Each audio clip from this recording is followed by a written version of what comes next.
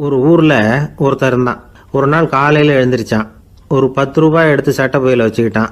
கடை தெருவுக்கு புறப்பட்டான். காய்கறி வாங்குறதுக்காக அவன் போகிறான். காய்கறி சந்தைக்கு போய் சேர்ந்தான். கத்திரிக்காய் 1/4 கிலோ கொடுங்கன்னா கொடுத்தாங்க.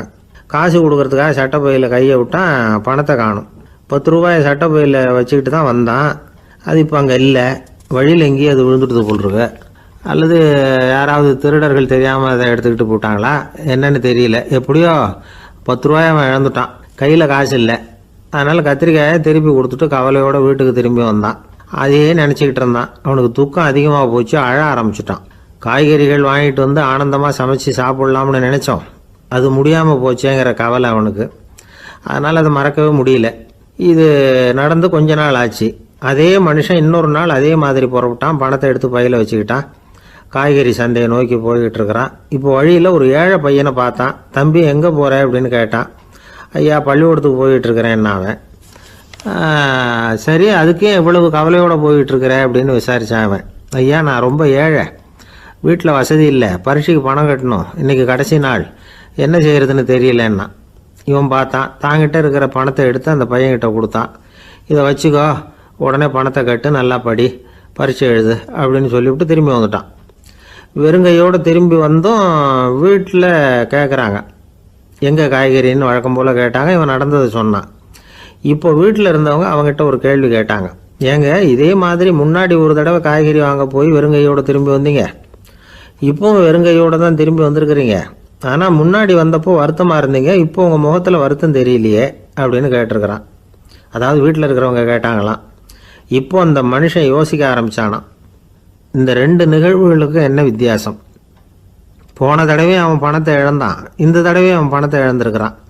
போன தடவை யாரோ திருடிட்டு போயிட்டாங்க, இந்த தடவை அவனாவே ஒரு பையன் பேரில் இறக்கப்பட்டு எடுத்து கொடுத்துருக்குறான். அன்னைக்கு பணம் போயிட்டுதேன்னு வருத்தமாக இருந்தது, இன்றைக்கி பணம் போனாலும் மனசுக்கு மகிழ்ச்சியாக இருக்குது, நிறைவாக இருக்குது. கொஞ்சம் யோசிச்சு பாருங்கள். பணத்தை இழந்தது மகிழ்ச்சிக்கோ வருத்தத்துக்கோ காரணமாக இருக்க முடியாது. அப்படின்னா வேறு எது காரணம்? அன்றைக்கு பணத்தை இழந்துட்டேன்னு அழுதான், இன்றைக்கு பணத்தை இழந்தாலும் மகிழ்ச்சியாக இருக்கிறான். ஆகவே மகிழ்ச்சிக்கும் துக்கத்துக்கும் இழப்பு காரணம் அல்ல, இழப்பு பற்றிய நம்முடைய அறிவு தான் காரணம் அப்படிங்கிறது பெரியவர்களுடைய கருத்து.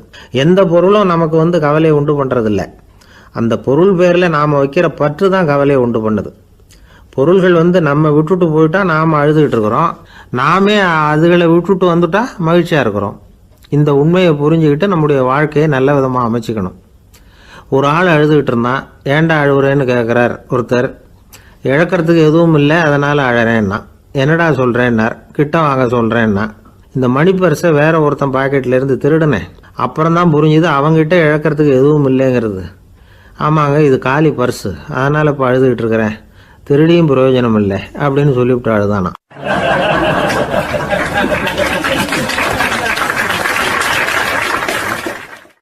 ஒரே ஒரு ஊர், அந்த ஊருக்கு பேர் கொடையாளிப்பட்டி. அந்த பேருக்கு தகுந்த மாதிரி தான் அந்த ஊர் மக்களும். யார் என்ன கேட்டாலும் இல்லைன்னு சொல்லாமல் கொடுப்பாங்க.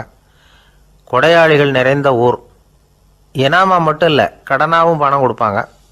யாருக்காவது அவசரமாக பணம் தேவைப்பட்டதுன்னு வச்சுக்கோங்க, அந்த ஊருக்கு போய் வாங்கிக்கலாம். பத்திரம் தேவையில்லை, சாட்சி தேவையில்லை, ஜாமீன் தேவையில்லை, எந்த உத்தரவாதமும் கேட்காம பணம் கொடுத்துருவாங்க. நம்மால் ஒருத்தனுக்கு பணம் தேவைப்பட்டது, சொந்த பந்தமெல்லாம் கேட்டு பார்த்தா யாரும் கொடுக்குற வழியாக தெரியல. எல்லாரும் அவங்கவுங்க சௌரியத்தை பார்க்குறவங்க, அடுத்தவங்க சௌரியத்தை பற்றி கவலைப்படாதவங்க. இவன் எல்லாரையும் கேட்டு பார்த்துட்டு சோர்ந்து போய் உக்காந்துட்டான். அந்த நேரம் தான் கொடையாளிப்பட்டியை பற்றி கேள்விப்பட்டான். அப்படி ஒரு ஊர் இருக்கிறது தெரிஞ்சதும் அந்த ஊருக்கு வழி கேட்டுக்கிட்டு ஒரு நாள் புறப்பட்டு போனான். வயல்காட்டு வழியாக போக வேண்டியிருந்தது. மெதுவாக நடந்து ஊர் எல்லைக்கு வந்துட்டான். 2 பக்கமும் விவசாய வேலைகள் மும்முரமாக நடந்துக்கிட்டு இருக்குது. ஏறு உழுதுகிட்டு இருக்கிறாங்க. அப்போ அங்கே ஒரு ஆளை பாம்பு கடிச்சுட்டுது. பக்கத்தில் வேலை செஞ்சுக்கிட்டு இருந்தவங்க ஓடி வந்தாங்க. அவசரமாக செய்ய வேண்டிய முதல் உதவியெல்லாம் செஞ்சு பார்த்தாங்க, பலன் இல்லை. அந்த ஆள் செத்து போட்டான். அவன் செத்து விட்டான்னு தெரிஞ்சதும் அவனை தூக்கி வரப்பு மேலே போட்டுட்டு எல்லாரும் அவங்கவுங்க வேலையை கவனிக்க ஆரம்பிச்சிட்டாங்க. அங்கே ஒரு ஆள் இவனை பார்த்து சொன்னான், ஐயா நீங்கள் போகிற வழியில் இவன் சொந்தக்காரன், இவனுக்கு சோறு கொண்டுகிட்டு வருவான், இவன் இங்கே செத்துட்டான்னு அவங்ககிட்ட சொல்லிவிடுங்க அப்படின்னா. இவனுக்கு ரொம்ப ஆச்சரியம். என்னடா இது, பாம்பு கடிச்சுட்டுதுன்னதும் பதறி அடிச்சுக்கிட்டு ஓடி வந்தாங்க, செத்துட்டான்னதும் பேசாமல் தூக்கி போட்டுட்டு போயிட்டாங்க அப்படின்னு நினச்சிக்கிட்டே நடந்து போகிறான். எதிரில் சோறு கொண்டுக்கிட்டு ஒரு ஆள் வந்தான். இவன் விவரத்தை சொன்னான். அங்கே உங்கள் சொந்தக்காரன் பாம்பு கடிச்சு செத்து போட்டான் அப்படின்னா. அவன் கொஞ்ச நேரம் அமைதியாக நின்னான். அதுக்கப்புறமா அங்கேயே வரப்பில் உட்காந்து கொண்டுகிட்டு வந்த சோத்தை தானே சாப்பிட்டு முடித்தான்.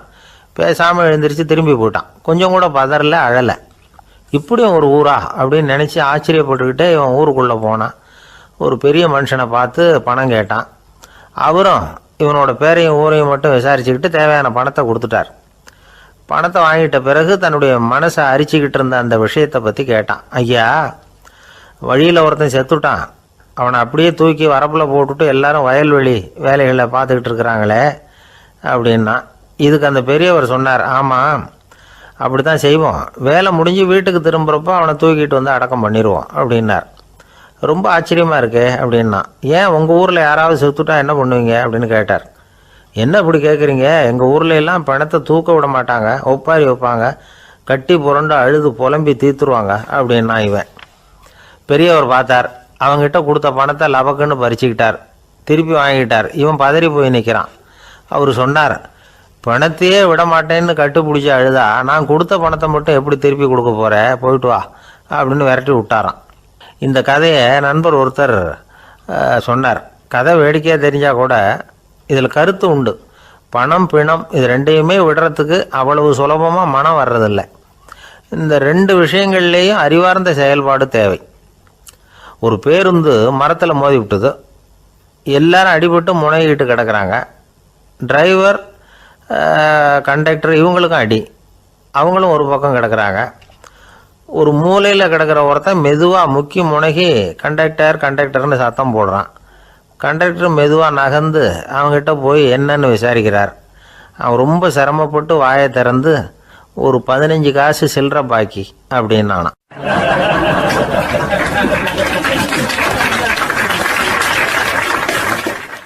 இப்பெல்லாம் நம்ம ஊரில் மாமியார் மருமகள் ஒருத்தர் நல்லா புரிஞ்சுக்கிட்டு நல்ல விதமாக தான் இருக்கிறாங்க பல இடத்துல. அதனால் நான் இப்போ சொல்ல போகிற கதையை கேட்டுவிட்டு இந்த காலத்தில் அவ்வளவு மோசமாக யார் சார் நடந்துக்கிறாங்க அப்படின்னு கேட்டு யாரும் சண்டைக்கு வரக்கூடாது. இன்னொரு உண்மையையும் சொல்லிவிடுறேன். அதாவது இந்த கதையை நமக்கு எழுதி அனுப்பி இருக்கிறதே கொஞ்ச நாளில் மருமகளாகவும் அதுக்கப்புறம் கொஞ்ச காலத்தில் மாமியாராகவும் ஆக போகிற ஒரு நேயர் தான். சரி, இந்த கதைக்கு வருவோம். அதாவது ஒரு சின்ன குடும்பம். அந்த வீட்டில் மாமியார் ஆட்சி. அவங்க வச்சது தான் சட்டம். பிள்ளையாண்டான் எப்படின்னா அம்மா சொல்கிறதையும் கேட்டுக்குவான், மனைவி சொல்கிறதையும் கேட்டுக்குவான். நமக்கு என்னத்துக்கு வம்புங்கிற டைப்பு. மருமகள் பேரில் குறை கண்டுபிடிக்கிறதுலையே அந்த மாமியாருக்கு ஒரு சுவாரஸ்யம். சின்ன சின்ன விஷயத்துலையெல்லாம் குத்தம் கண்டுபிடிச்சிக்கிட்டே இருக்கிறாங்க. பொதுவாக எல்லாரும் எப்படின்னா ஏதாவது ஒரு காரணத்துக்காக சண்டை போட்டுக்கிட்டு இருப்பாங்க. அந்த அம்மா எப்படின்னா ஏதாவது ஒரு சண்டையை போடுறதுக்காக காரணத்தை தேடிக்கிட்டு இருப்பாங்க. அப்படி ஒரு மனசு. அந்த மருமக பொண்ணு பாவம் பயந்து பயந்து ஒவ்வொரு காரியமும் செஞ்சுக்கிட்டு வந்தது. இப்படியே பல வருஷம் ஓடி போட்டுது. அந்த மாமியாருக்கும் ரொம்ப வயசாகிட்டுது. இருந்தாலும் அந்த பழைய சுபாவம் மட்டும் மாறவே இல்லை. திடீர்னு ஒரு நாள் பக்கவாதம் வந்து அந்த அம்மாவுக்கு ஒரு பக்கம் கை கால் இழுத்துக்கிட்டுது. வாய் சுத்தமாக பேச முடியாமல் போயிட்டுது. சத்தம் மட்டும் வரும். ஒரு பக்கத்து கை காலை அசைக்க முடியும். பேசுகிறதெல்லாம் கையால் தான், அதாவது கை சைகையால். இப்படிப்பட்ட நிலைமையில் கூட அந்த பொண்ணு தண்ணியோ பாலோ இவங்க எதிரில் கொண்டாந்து வச்சா அதை வேணும்னே தட்டி விட்டுட்டு ஒம்பு வளர்க்குறது. அதுக்கப்புறம் அந்த பொண்ணு தரையை சுத்தப்படுத்தும்ல, அதை பார்த்து ரசிக்கிறது. இருந்தாலும் அந்த பொண்ணு இதையெல்லாம் பெருசுப்படுத்தாமல் ரொம்ப பொறுமையாக தான் இருந்தது. ஒரு நாள் வீட்டில் வச்சுருந்த பாலை பூனை குடிச்சிட்டு போயிட்டுது. வயசான காலத்தில் இந்த அம்மா பால் இல்லாமல் கஷ்டப்படுவாங்களே அப்படின்னு நினச்சி பக்கத்து வீட்டில் போய் கொஞ்சம் பால் வாங்கிட்டு வந்து காய்ச்சி மாமியார் முன்னாடி கொண்டாந்து வச்சுது அந்த பொண்ணு. வழக்கம் போல் அந்த அம்மா பாலை தட்டி விட்டுட்டாங்க. இதை அந்த மருமக பொண்ணு கவனிச்சுட்டுது. இவ்வளவு நாள் பொறுமையாக இருந்த இந்த மருமகளுக்கு இன்னைக்கு இதை பார்த்து தான் அசாத்திய கோபம் வந்துட்டுது. கதவுக்கு பக்கத்தில் சாத்தி வச்சுருந்த உலக்கையை எடுத்து மாமியார் தலையில் போட அது குறி தவறி கழுத்தில் பட அந்த அம்மா கழுத்தை பிடிச்சிக்கிட்டு ஊன்னு கத்த இந்த பொண்ணு ஒன்றும் அலட்டிக்காமல் உலக்கையை எடுத்து மறுபடியும் கதவு பக்கம் சாத்தி வச்சுட்டு அது பாட்டுக்கு நடந்து போயிட்டுது. இருந்தாலும் மனசுக்குள்ளே லேசாக ஒரு பயம். கணவன் வீட்டுக்கு வந்ததும் என்ன விஷயம்னு கேட்டால் எப்படி சமாளிக்கிறது. அன்னைக்குன்னு பார்த்து ரொம்ப நேரம் கழித்து வீடு வந்து சேர்ந்தான் கணவன். உடனே அந்த அம்மா புகார் பண்ண ஆரம்பிச்சுட்டுது. பேச்சு தான் வராத, அதனால் ஒரு பக்கத்து கையால் சைகை காட்டுது. கதவுக்கு பக்கத்தில் இருந்த உலக்க பக்கமாக கையை நீட்டி காட்டி அப்படியே அந்த கையை தன் கழுத்துக்கு பின்பக்கமாக சுற்றி காட்டி நாக்கை வெளியில் நீட்டி நடந்த விஷயத்தை புரிய வைக்கிறதுக்கு முயற்சி பண்ணுது. இவனுக்கு ஒன்றும் புரியல. என்ன சொல்கிறாங்க அம்மா அப்படின்னு மனைவிகிட்ட கேட்குறான். அதுக்கு அந்த பொண்ணு ரொம்ப புத்திசாலித்தனமா, என்னங்க உங்கள் அம்மா சொல்கிறது உங்களுக்கு இன்னும் புரியலையா? அவங்க உங்களை பார்த்து என்ன சொல்கிறாங்கன்னா, ஏண்டா உலக்க மாதிரி நிற்கிற, சாக போகிற எனக்கு சங்கிலி எதுக்கு, என் கழுத்தில் கிடக்கிற இந்த சங்கிலியை கழட்டி என் மருமக கழுத்தில் போடுறா அப்படின்னு சொல்கிறாங்க அப்படின்னு தான். ஓ அப்படியா விஷயம்னு சொல்லி அம்மா கழுத்தில் இருந்த சங்கிலியை எடுத்து மனைவி கழுத்தில் போட்டுட்டு, அம்மா உன் விருப்பப்படியே போட்டாச்சு, இனிமேலாவது நிம்மதியாக படுத்து தூங்கு அப்படின்னு சொல்லிவிட்டு உள்ளே போயிட்டான். பார்த்தீங்களா கதையை? அதனால தான் மாமியார்கள் சைகை காட்டுறதுன்னா கூட இனிமேல் ஜாக்கிரதையாக இருக்கணும்.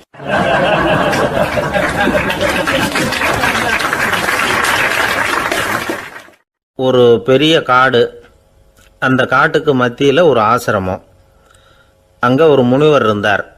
பல இடங்கள்லேருந்து வர்ற குழந்தைகளுக்கு அவர் பாடம் சொல்லி கொடுத்துக்கிட்டு இருக்கிறார். ஏழை பணக்காரர் அப்படிங்கிற வித்தியாசம்லாம் கிடையாதுங்க. எல்லாரும் அவர்கிட்ட தங்கள் பிள்ளைகளை அனுப்பி வச்சாங்க. மன்னர்களுடைய பிள்ளைங்க கூட அங்கே அவர்கிட்ட தான் படிக்கிறதுக்கு வருவாங்க. ஆனால் அந்த முனிவரை பொறுத்த வரைக்கும் எல்லா பிள்ளைங்களும் ஒன்று தான். இது யார் வீட்டு பிள்ளைன்னெல்லாம் பார்க்க மாட்டார், எல்லாரும் சமம். மாணவர்கள்லாம் அங்கேயே மாத கணக்கில் வருஷ கணக்கில் தங்கியிருந்து பாடம் கற்றுக்கிட்டு போகிறது வழக்கம். அவராக பார்த்து போன்னு சொல்கிற வரைக்கும் அங்கேயே இருக்கணும், படிக்கணும். குருகுல வாசம். ஒரு சமயம் ஒரு ராஜகுமாரனும் அவர்கிட்ட படிச்சுக்கிட்டு இருந்தான். அவனுக்கு ஒரு 15 வயசு இருக்கும். சில வருஷம் கழித்து அந்த முனிவர் தன்கிட்ட இருக்கிற மாணவர்களுக்கெல்லாம் பரீட்சை வச்சார். அவங்களுடைய அறிவு முதிர்ச்சியை கணிக்கிறதுக்காக பல சோதனைகள்லாம் வச்சார். ஒவ்வொருத்தராக பார்த்து, இனிமேல் நீங்கள் உங்கள் வீட்டுக்கு போகலாம் அப்படின்னு சொல்லி அனுப்பி வச்சுக்கிட்டு இருக்கிறார். எல்லாரும் போயிட்டாங்க. கடைசியாக மிஞ்சி இருந்தது ஒரே ஒரு மாணவன். அவனை மட்டும் வீட்டுக்கு அனுப்பலை. யார் அந்த பையன் தெரியுமா? அவன்தான் அந்த ராஜகுமாரன். ராஜகுமாரனுடைய தந்தைக்கு, அதுதான் அந்த ராஜாவுக்கு, அங்கே வயசு ஏறிக்கிட்டே போகுது. என்ன இது படிக்க போன பையன் இன்னும் திரும்பி வரலையே அப்படின்னு நினச்சார். வந்துட்டா சீக்கிரமாக அவனுக்கு பட்டம் கட்டிவிட்டு நாம் விலகிக்கலாமே அப்படின்னு நினச்சார். கல்யாணம் வேறு பண்ணி பார்க்கணும் பையனுக்கு. ஆனால் பையன் வர்ற வழியை காணும். ராஜா பார்த்தார். சரி நேர்லேயே போய் என்னன்னு தெரிஞ்சுட்டு வந்துடுவோம் அப்படின்னு காட்டுக்கு புறப்பட்டார். அங்கே போய் முனிவரை பார்த்தார். முனிவர் இவரை அன்பாக வரவேற்று உட்கார வச்சார். அதுக்கப்புறம் ராஜா மெதுவா, எல்லாரையும் வீட்டுக்கு அனுப்பி வச்சுட்டிங்களாமே, ஏன் பிள்ளைய மட்டும் அப்படின்னு சொல்லி மெதுவாக இழுத்தார். முனிவர் இதுக்கு உடனே பதில் சொல்லலை. ராஜாவை கூப்பிட்டுட்டு போய் விருந்தினர் குடிசையில் தங்க வச்சார். அதுக்கப்புறம் சொன்னார், உங்கள் மகன் எல்லா பாடங்கள்லேயும் முதல் இடம் வாங்கியிருக்கான். இப்படி முதலாவதாக வர்ற மாணவனுக்கு நாங்கள் இன்னொரு தேர்வு வைக்கிறது வழக்கம். அதுலேயும் அவன் முதலாவதாக வந்துட்டான்னா அவன் ஒரு பெரிய வித்வான் அப்படிங்கிற கௌரவத்தை அடைஞ்சிருவான் அப்படின்னார். அதாவது முனிவர் அப்படி சொல்கிறார். அப்படி சொல்லிவிட்டு போயிட்டார் அவர். ராஜா அங்கேயே தங்கிட்டார். ராத்திரி படுத்து தூங்கினார். காலையில் எழுந்திரிச்சு அந்த குடிசைக்கு வெளியில் வந்தார் பல்லு விளக்கிறதுக்காக. அந்த சமயத்தில் தூரத்தில் ஒருத்தன் ஒரு கையில் கோடாலியை வச்சுக்கிட்டு தலையில் ஒரு பெரிய விறகு கட்டை சுமந்துக்கிட்டு வந்துக்கிட்டு இருக்கிறது மாதிரி தெரிஞ்சுது. யாராவது விறகு வெட்டியாக இருக்கும் அப்படின்னு நினச்சார் ராஜா. கிட்ட வந்ததும் உத்து பார்க்குறாரு. பார்த்தா அது தன்னோட புள்ள. திகைச்சு போயிட்டார். என்ன இது, ஒரு ராஜகுமாரனை கூட இது மாதிரி வேலையெல்லாம் செய்ய சொல்கிறாங்களே அப்படின்னு நினச்சார். ராஜகுமாரன் விறகு கட்டை கொண்டுகிட்டு போய் கொல்லை பக்கம் வச்சான். அந்த சமயம் முனிவர் அங்கே வந்தார். என்ன மகனே, விறகு வெட்டிட்டு வந்துட்டியா? சரி, இப்போ ஒரு துடைப்பத்தை எடுத்துக்கோ, விருந்தினர் குடிசையின் வாசல் பக்கத்தை கூட்டி பெருக்கி சுத்தம் பண்ணு போ அப்படின்னார். அப்படியே செய்கிறேன் குருவே அப்படின்னு சொல்லிவிட்டு போனான். சுத்தம் பண்ண ஆரம்பிச்சிட்டான். ராஜா பார்த்தார் இதை. உடனே ஓடியாந்தார். மகனே, என்ன காரியம் பண்ணுற, துடைப்பத்தை கீழே போடுனார். இப்போ அந்த ராஜகுமாரன் சொல்கிறான், தந்தையே, இது என்னுடைய குருதேவரோட உத்தரவு. இங்கே நான் ஒரு மாணவன். இங்கே அரசனும் ஒன்று தான், ஆண்டியும் ஒன்று தான். குருதேவர் சொல்கிறத மறுக்காமல் செய்கிறது தான் எங்கள் கடமை அப்படின்னா. இந்த சமயம் முனிவர் அங்கே வந்தார். இவனை முதுகில் தட்டி கொடுத்தார். அப்புறம் ராஜா கிட்ட சொன்னார், அரசே, உங்கள் புள்ள எங்கள் கடைசி தேர்வுலையும் வெற்றி பெற்றுட்டான். பணிவு தான் மாணவர்களின் மிக உயர்ந்த குணம். குருநாதர் சொல்றது மனசுக்கு பிடிக்கலன்னா கூட மறுக்காம செய்யணும். அப்படி செய்யறதுனால எதை செய்யலாம் எதை செய்யக்கூடாது அப்படிங்கிற விவேகம் அவங்களுக்கு வந்துடும். செய்யக்கூடாததை கூட பெரியவங்க சொல்லிவிட்டா செஞ்சு தான் ஆகணும் அப்படிங்கிற பணிவு அவங்களுக்கு வந்துடும். இந்த குணம் வந்துட்டுதுன்னா அவங்க எத்தனை கடினமான வேலையாக இருந்தால் கூட ரொம்ப சுலபமாக செஞ்சு முடிச்சிருவாங்க. தூக்கத்திலேயும் அப்புறம் துக்கத்திலேயும் தோண்டு போட மாட்டாங்க. இந்த பணிவும் விவேகமும் அவங்கக்கிட்ட மன உறுதியை ஏற்படுத்தும். அந்த உறுதி உங்கள் பையனுக்கு வந்தாச்சு. இனிமேல் அவனை நீங்கள் அழைச்சிட்டு போகலாம். அவன் நிச்சயமாக பேரும் புகழும் பெறுவான் அப்படின்னார். ராஜா அவரை பார்த்து, குருதேவா புரிஞ்சுக்கிட்டேன், என்னை மன்னிக்கணும் அப்படின்னாரு. அதுக்கப்புறம் மகனை அழைச்சிக்கிட்டு நாட்டுக்கு திரும்பி வந்துட்டார். இந்த கதையை இன்று ஒரு தகவலில் சொல்லுங்கள் சார், உங்கள் நிகழ்ச்சியில் சொல்லுங்கள் சார் அப்படின்னு சொல்லி மாணவர்கள் கேட்டால் பணிவாக இருக்கிறது எப்படி அப்படிங்கிறத புரிஞ்சுக்குவாங்க அப்படின்னு சொன்னார் ஒருத்தர்.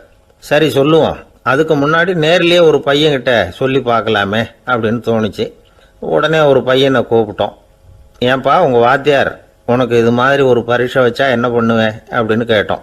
நானும் அப்படி தான் சார் நடந்துக்குவேன், விறகு வெட்டுவேன், தொடப்பத்தினால கூட்டி சுத்தம் பண்ணுவேன், உடனே செஞ்சு முடிச்சிருவேன் சார் அப்படின்னா.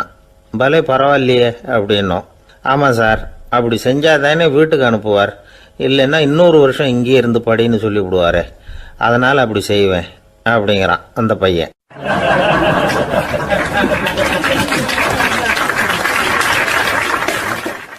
இந்த உலகத்தில் உண்மையாகவே வேதாந்தம் பேசுகிறவங்களும் உண்டு, உள்ளுக்குள்ளே வேற மாதிரி இருந்துக்கிட்டு வெளியில் வேதாந்தம் பேசுகிறவங்களும் உண்டு. ஒரு ஆள் இருந்தார். அவரும் ஒரு கடை வச்சு வியாபாரம் பண்ணிக்கிட்டு இருந்தார். மகா கஞ்சன், யாருக்கும் எந்த உதவியும் செய்ய மாட்டார். எச்சில் கையென்ன ஈர கையை கூட உதற மாட்டார். அப்படிப்பட்ட மனுஷன். அந்த ஊருக்கு ஒரு முனிவர் வந்துக்கிட்டு இருந்தார். வருஷத்துக்கு ஒரு தடவை வருவார். ஒரு நாள் 2 நாள் இருப்பார், அப்புறம் போயிடுவார். அந்த முனிவர் வர்றப்போலாம் இந்த ஆள் எழுந்திரிச்சு ஓடி போய் அவரை வரவேற்பான். ரொம்ப பெரிய வேதாந்தி மாதிரி அவர்கிட்ட பேசிக்கிட்டு இருப்பான். காயமே இது பொய், வெறும் காற்றடைத்த பையும்மா, தர்மம் தலைகாக்கும்மா. பணம் என்ன சார் பணம், இன்னைக்கு ஒருத்தன் கையில் இருக்கும், நாளைக்கு ஒருத்தன் கையில் இருக்கும், எல்லாம் மாயம். எனக்கு தான் இன்னமும் இந்த சம்சார பந்தத்திலிருந்து விடுபடுறதுக்கு நேரம் வரலேம்மா. அந்த முனிவரும் இந்த ஆள் இப்படி சொல்கிறத கேட்ட உடனே, ஏப்பா அப்படி சொல்கிற, இப்போ கூட நீ சரின்னு சொல்லு, உனக்கு தீட்சை கொடுத்து இதிலேருந்து விடுபடுற ஞானத்தை போதிக்கிறேன் பார். உடனே அந்த ஆள் என்ன சொல்லுவான் தெரியுமா? ஐயோ சாமி, இப்போ அது எப்படிங்க முடியும், பிள்ளைங்கள்லாம் சின்ன சிறுசுங்க, அதுகளுக்கெல்லாம் ஒரு கல்யாணம் காட்சின்னு செஞ்சு கடமையை முடிச்சுட்டா நீங்கள் சொல்கிறபடி செஞ்சு விடலாமா. சரி, இன்னும் முனிவர் போயிடுவார். அடுத்த வருஷம் வருவார். இவன் வழக்கம் போல் வேதாந்தம் பேசுவான். சரி தீட்சை கொடுக்குறேன் வா அம்பார். பேரம்பேத்தியை பார்க்கணும், கோர்ட்டில் கேஸ் ஒன்று இருக்குது, அது முடியணும் அப்படின்னு தயங்க ஆரம்பிச்சிருவான். எல்லாம் சொல்லுவான், ஆனால் குடிக்கிறதுக்கு தண்ணி கூட கொடுக்க மாட்டான். ரொம்ப வருஷம் கழித்து மறுபடியும் ஒரு நாள் அந்த ஊருக்கு முனிவர் வந்தார். இவன் கடைக்கும் வந்தார். அப்புறம் அங்கே கல்லாவில் நம்ம ஆள் இல்லை, அவன் புள்ள தான் உட்காந்துருக்கிறான். அப்பாவை போலவே புள்ளையும் எழுந்திரிச்சு ஓடியாந்து முனிவரை வரவேற்றான். அப்பா எங்கேன்னு விசாரித்தார் முனிவர். ஐயோ அதை ஏன் கேட்குறீங்க சாமி, உங்ககிட்ட தீட்சை வாங்கி இந்த சம்சார பந்தத்திலேருந்து விடுதலை பெறணும்னு சொல்லிக்கிட்டே இருப்பார், அது நிறைவேறாமலே போய் சேர்ந்துட்டார். போன மாதம் ஒரு நாள் திடீர்னு நெஞ்சு வலிக்குதுன்னார், அவ்வளோதான் போட்டுன்னு போயிட்டார் அப்படின்னு புலம்புனான் பையன். இதை கேட்டதும் முனிவர் சிரிச்சாரான். அவன் எங்கடா போவான், உன் அப்பா எங்கேயும் போகல, இதோ வாழை ஆட்டிக்கிட்டு உன் காலடியிலே இருந்துக்கிட்டு இருக்கான் பார் அப்படின்னு சொல்லி அங்கே நின்றுக்கிட்டு இருந்த ஒரு நாயை சுட்டி காட்டினாரான். என்ன சாமி சொல்கிறீங்க அப்படின்னு ஆச்சரியமாக கேட்டிருக்கான் பையன். உடனே முனிவர் அந்த நாயோட தலையில் ஒரு தட்டு தட்டி பேசுகிறா அப்படின்னாரான். உடனே அந்த நாய் வேதாந்தம் பேச ஆரம்பிச்சுட்டு தான். காயமே இது போய் வெறும் காற்றடைத்த பை அப்படின்னு தான். முனிவர் சொன்னார், அடே இப்போவும் ஒன்றும் கெட்டு போகல, நீ விரும்புனா சொல்லு, உனக்கு தீட்சை கொடுத்து என் பின்னாடியே அழைச்சிட்டு போயிடுறேன், அங்கே அழைச்சிட்டு போய் உனக்கு ஞானத்தை போதிக்கிறேன், வர்றியா அப்படின்னு கேட்டிருக்கார். உடனே அந்த நாய் சொல்லிச்சான், ஐயோ அதை ஏன் கேட்குறீங்க சாமி, நான் உண்ணாமல் தின்னாமல் ஏராளமான சொத்து சேர்த்து வச்சுட்டேன், என் பிள்ளைங்க அதோட பெருமை தெரியாமல் ராத்திரி நேரம்லாம் கதவை திறந்து போட்டுட்டு தூங்கிடுவாங்க, அதனால் இப்படி நாயாக பிறந்து ராத்திரி பகலாக சுற்றி சுற்றி காவல் காத்துக்கிட்டு கிடக்கிறேன், இப்போ எப்படி சாமி வர முடியும் அப்படின்னு கேட்டுதான். அறியாமையிலேயே சுகம் கண்டு இப்படி இருக்கிற ஆளுங்களுக்கு எப்படி விடுதலை கிடைக்கும், எப்போ விடுதலை கிடைக்கும் அப்படின்னு கேட்குறார் தசாவதானி, திருக்குறள் பேர் ராமையா. அவர் கேட்குறது நியாயம் தானே. இந்த காலத்து பையன் ஒருத்தன் அப்பா கிட்ட சொன்னான், அப்பா இன்றைக்கி நான் 1 ரூபா மிச்சப்படுத்தி விட்டேன் அப்படின்னு. நானும் அப்படியா, என்னடா பண்ணேன்னு கேட்டிருக்கார் அப்பா. டவுன் பஸ்ஸில் ஏறாமல் அது பின்னாடியே ஓடியாந்தேன், 1 ரூபா மிச்சம் தானே அப்படின்றான். அட பாவி, ஒரு ஆட்டோ பின்னாடி ஓடியாந்துருந்தா 10 ரூபா மிச்சமாயிருக்குமே, வேஸ்ட் பண்ணிட்டியே அப்படின்னாரான் அந்த அப்பா.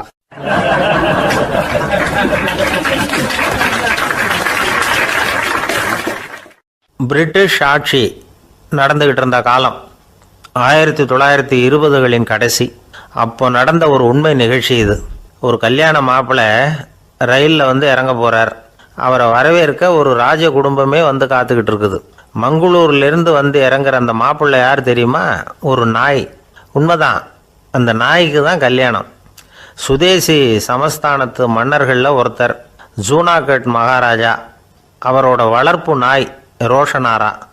அதுக்கு கல்யாணம் பண்ணி வைக்கணும்னு ஆசைப்பட்டார். மாப்பிள்ளை தேடினார். மங்களூர் மகாராஜாவோட வளர்ப்பு நாய் ஒன்று இருந்தது, பேர் பாபி. இது ரெண்டுக்கும் கல்யாணம் நடத்த முடிவு பண்ணார். திருமணத்துக்கு வேண்டிய எல்லா ஏற்பாடுகளையும் பண்ணுங்க அப்படின்னு உத்தரவு போட்டார். ஆயிரக்கணக்கான அழைப்புதழ்கள், பல சமஸ்தான மன்னர்கள், ஜமீன்தார்கள், பிரிட்டிஷ் அதிகாரிகள், பெரிய பணக்காரங்க, இப்படி நிறைய பேருக்கு அழைப்புதழ்கள் அனுப்பி வச்சாங்க. பத்திரிகையை பார்த்தவங்கெல்லாம் திகைச்சு போயிட்டாங்களாம். இருந்தாலும் என்ன பண்ணுறது, ராஜாவே அழைக்கிறார், போகாமல் இருக்க முடியுமா? அந்த சமயத்தில் நாட்டின் கவர்னர் ஜெனரலாக இருந்தவர் இர்வின் பிரபு. அவருக்கும் ஒரு பத்திரிகை போயிருக்குது. வாங்கி பார்த்ததும் அவருக்கு பயங்கர எரிச்சல். உடனே குப்பை தொட்டியில் போட்டுவிட்டாராம். மாட்சிமை தங்கிய பிரிட்டன் சக்கரவர்த்தியின் பிரதிநிதியான தன்னை கேவலம் ஒரு நாயின் திருமணத்துக்காக அழைக்கிறதா அப்படின்னு அவருக்கு ஆத்திரம். இருந்தாலும் கல்யாணம் பிரமாதமாக நடந்துதான். கல்யாணத்தன்னைக்கு பொண்ணுக்கு ஸ்பெஷல் குளியல், தண்ணீருக்கு பதிலாக வாசனை திரவியங்கள், பன்னீர், குளித்ததுக்கு அப்புறம் அலங்காரம், வைர மாலை, முத்து மாலை, ஏகப்பட்ட அலங்காரம். மாப்பிள்ளையை அழைக்கிறதுக்கு ரயில்வே ஸ்டேஷனில் ராஜ குடும்பமே காத்துக்கிட்டு இருக்குது. அவங்களோட வளர்ப்பு நாய்கள் 250. அத்தனை நாய்களுக்கும் பட்டு துணி போத்தி இருக்குது. முத்து வடங்கள் அணிவிச்சிருக்கிறாங்க. எல்லாம் ராஜ நாய்கள். அதுகளையும் வீதியில் நடக்க விடலையாம். அதுகளை சுமந்துக்கிட்டு போக அலங்கரிக்கப்பட்ட யானைகள் காத்துக்கிட்டு இருக்குதான். மாப்பிள்ளைக்கு வரவேற்பு எப்படி தெரியுமா? அது நடந்து வர்ற பாதை பூரா ரத்தன கம்பளம் விரிச்சிருக்குது. 2 பக்கமும் ராஜாங்க அதிகாரிகள் கைகட்டி நிற்கிறாங்க. அரசு படை வீரர்கள் அணிவகுப்பு மரியாதை செலுத்துகிறாங்க. அந்த நாய் ராஜ மரியாதையோடு நடந்து வருது. நகையெல்லாம் போட்டுக்கிட்டு வருது. திருமண மண்டபத்துக்கு சேருது. அங்கே கல்யாணம் அமோகமாக நடக்குது. இந்த திருமணத்தை முன்னிட்டு அந்த ஜூனாகட் சமஸ்தானத்துக்கு 3 நாள் விடுமுறை வேறு. கல்யாணத்துக்கு வந்திருந்தவங்களுக்கெல்லாம் ஏக தடபுடலாக விருந்து, நாட்டியம் எல்லாம் பிரமாதமாக நடந்து தான். இந்த கல்யாணத்தில் கலந்துக்க வந்திருந்த மற்ற சமஸ்தானத்து மன்னர்கள், தீவான்கள், அரச குடும்பத்தினர், இப்படி அவங்க 700 பேராம். அவங்க போகிறதுக்காக விசேஷ ரயில்கள்லாம் வேற விட்டுருக்காங்க. கல்யாணம் முடிஞ்சதும் அந்த நாய் தம்பதிகளோட பெரிய பெரிய மன்னர்கள்லாம் ஒன்றா உட்காந்து சாப்பிட்டாங்களாம். ஏர் கண்டிஷன் அறையில் அந்த தம்பதிகள் கொஞ்ச காலம் வாழ்ந்துருக்கிறாங்க. கொஞ்ச நாளில் மாப்பிள்ளைக்கு மரியாதை குறைய ஆரம்பிச்சுட்டுது. வெளியில் துரத்தி விட்டாங்களாம். அந்த பெண் நாய் மட்டும் ராஜ போகங்களை அனுபவித்து வந்து தான். இந்த கல்யாணத்தை பார்த்துட்டு தொடர்ந்து மற்ற சமஸ்தானத்து மன்னர்களும் நாய் திருமணங்கள் நடத்த ஆரம்பிச்சுட்டாங்களாம். இது உண்மையில் நடந்திருக்குது. இப்படி அது இருக்கட்டும். இப்போ நம்ம கதைக்கு வருவோம். ஒரு ராஜாவுக்கு ரொம்ப நாள் கழித்து ஒரு குழந்தை பிறந்து தான். அரண்மனை ஜோசியரை கூப்பிட்ருக்கார் ராஜா. ஜோசியரே, என் மகன் வருங்காலத்தில் சிறந்த வாழ் வீரனாக வரணும்னு ஆசைப்படுறேன். வருவானாங்கிறத கொஞ்சம் பார்த்து சொல்லுங்களேன் அப்படின்னாராம். ஜோசியர் சொன்னார், மன்னா, உங்கள் புள்ள வாழ் வீரனாக வர்றது கஷ்டம். ஆனால் அவரும் உங்களை மாதிரியே நாய்க்குட்டிகள் பேரில் பிரியமாக இருப்பார். அதுகளுக்கு கல்யாணமும் பண்ணி வைப்பார் அப்படின்னாராம். அது எப்படி கண்டுபிடிச்சிங்க அப்படின்னு கேட்டிருக்கார் ராஜா. அரசே, உங்கள் பிள்ளைக்கு வாழ் மேலே உள்ள பிரியத்தை காட்டிலும் நாய் மேலே உள்ள பிரியம் அதிகங்கிறதுக்கான அறிகுறி இப்போவே தெரியுது. நல்லா கவனித்து பாருங்க. அவர் வாழ்னு கத்துறாரு அப்படின்னாரு. கவனித்து பார்த்துட்டு அப்படி எனக்கு காதில் விழலையே அப்படின்னாராம் மன்னர். அதனால தான் சொன்னேன், அவர் கத்துறது வாழ்னு கத்தலை, வள்ளுன்னு கத்திக்கிட்டு இருக்கார். அதனால தான் அப்படி சொன்னேன் அப்படின்னாராம் அரண்மனை ஜோசியர்.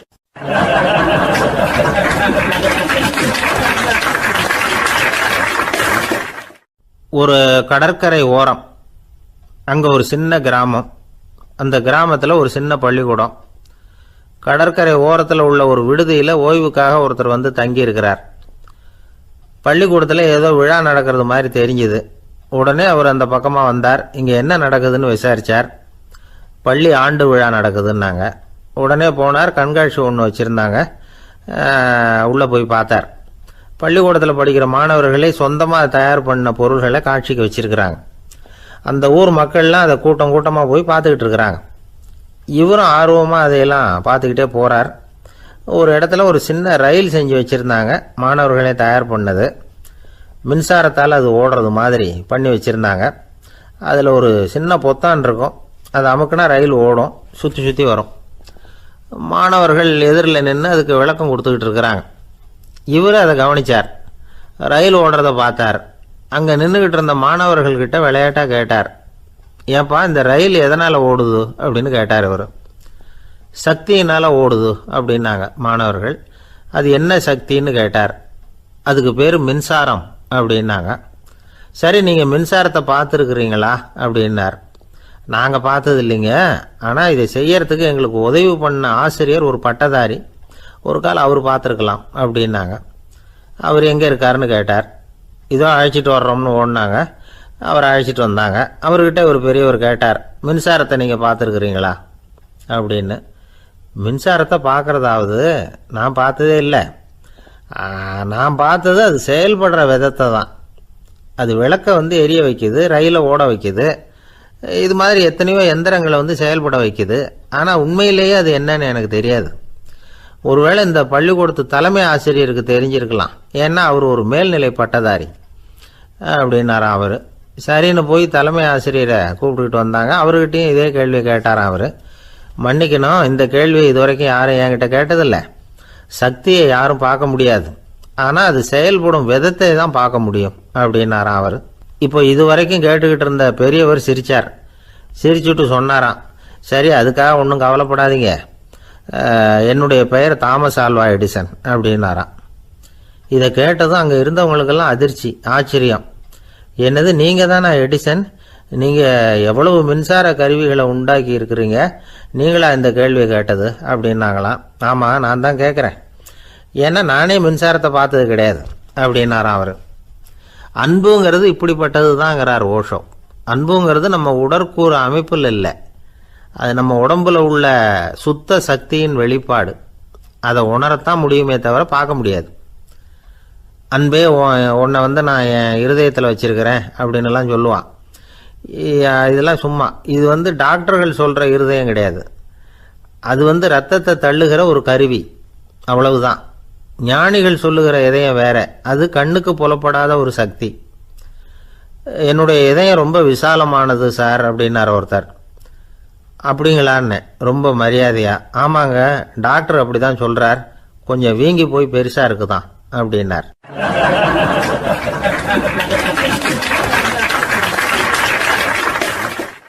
உங்கள் பையன் எப்படி சார் இருக்கான் அப்படின்னு விசாரித்தார் ஒருத்தர்.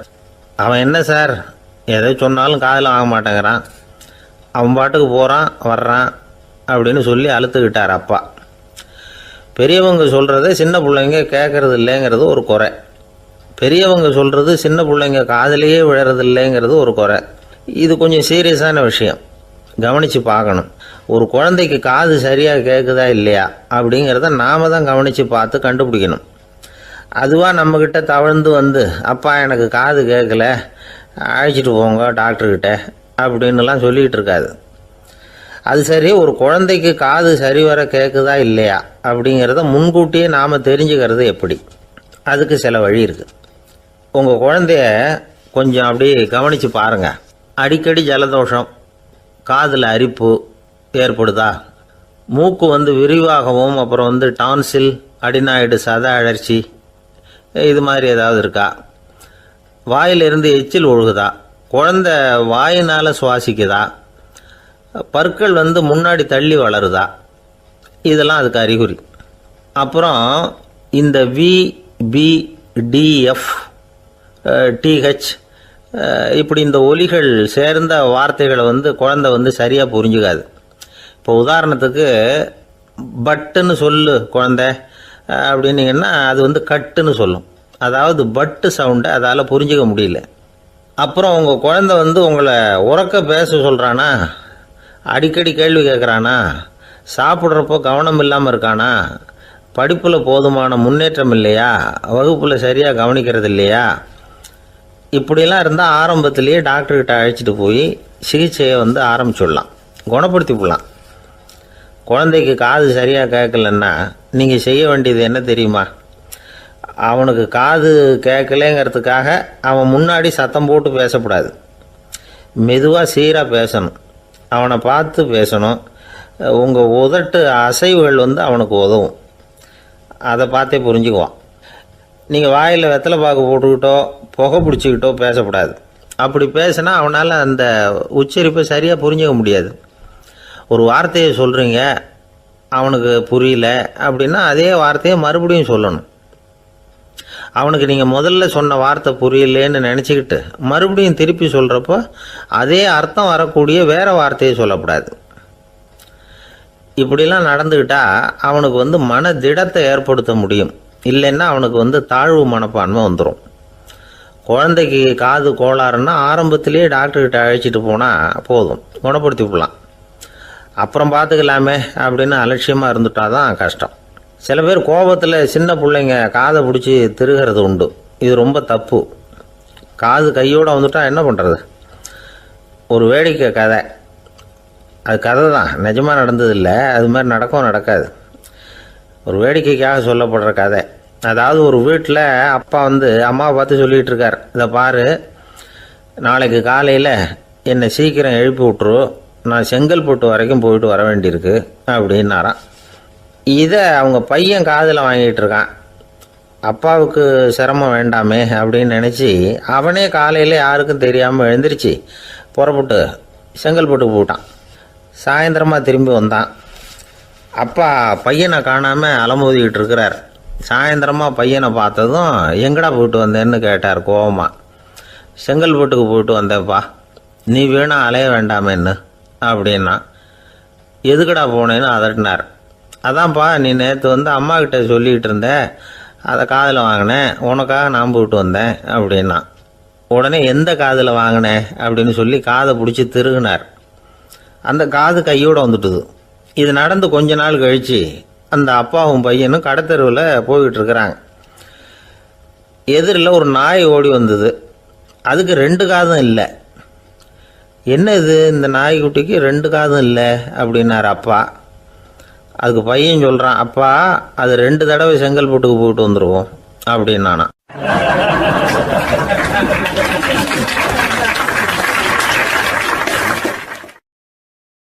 ஒரே ஒரு ஊரில் ஒரு அம்மா இருந்தாங்க. அந்த அம்மாவுக்கு ஒரே ஒரு பிள்ளையாண்டான்.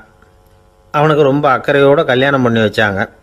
கல்யாணம் முடிஞ்சதும் மருமக பொண்ணு வீட்டுக்கு சேர்ந்தது. அப்பாடா, என் கடமை முடிஞ்சது, இனிமேல் அக்கடான்னு எங்கேயாவது ஒரு மூலையில் படுத்து கிடக்கலாம் அப்படின்னு நினச்சாங்க அந்த அம்மா. ஆனால் நினைக்கிறபடி எங்கே நடக்குது? அதுக்கப்புறம் தான் பிரச்சனையே ஆரம்பமாச்சு. மருமகள் குணம் சரியில்லை, ஒரு மாதிரி. அந்த பொண்ணு வீட்டுக்கு வந்ததுமே முதல் வேலையாக மாமியாரை பார்த்து, அதுதான் நான் வந்துட்டேன்ல, இனிமேல் உங்களுக்கு என்ன வேலைங்க, புறப்பட வேண்டியது தானே, காசி ராமேஸ்வரம்னு எங்கேயாவது போங்கோ அப்படின்னுட்டு தான். மாமியார் பார்த்தாங்க, கொஞ்சம் யோசனை பண்ணாங்க. இந்த பாருமா, நீ இப்படி சொல்கிறதுக்கு முன்னாடியே வீட்டை விட்டு புறப்படணுங்கிற முடிவுக்கு நான் வந்துட்டேன். வீட்டை மட்டும் இல்லை, இந்த உலகத்தை விட்டே கூட போகிறதுக்கு தயாராக இருக்கிறேன். ஆனால் ஒரே ஒரு விஷயத்துக்காக என் உயிரை கையில் பிடிச்சிக்கிட்டு இருக்கிறேன் அப்படின்னாங்களாம். என்ன விஷயம்னு கேட்டது இந்த மருமக பொண்ணு. வேறு ஒன்றும் இல்லை, என் பிள்ளைக்கு கல்யாணம் பண்ணி வச்சுட்டேன்.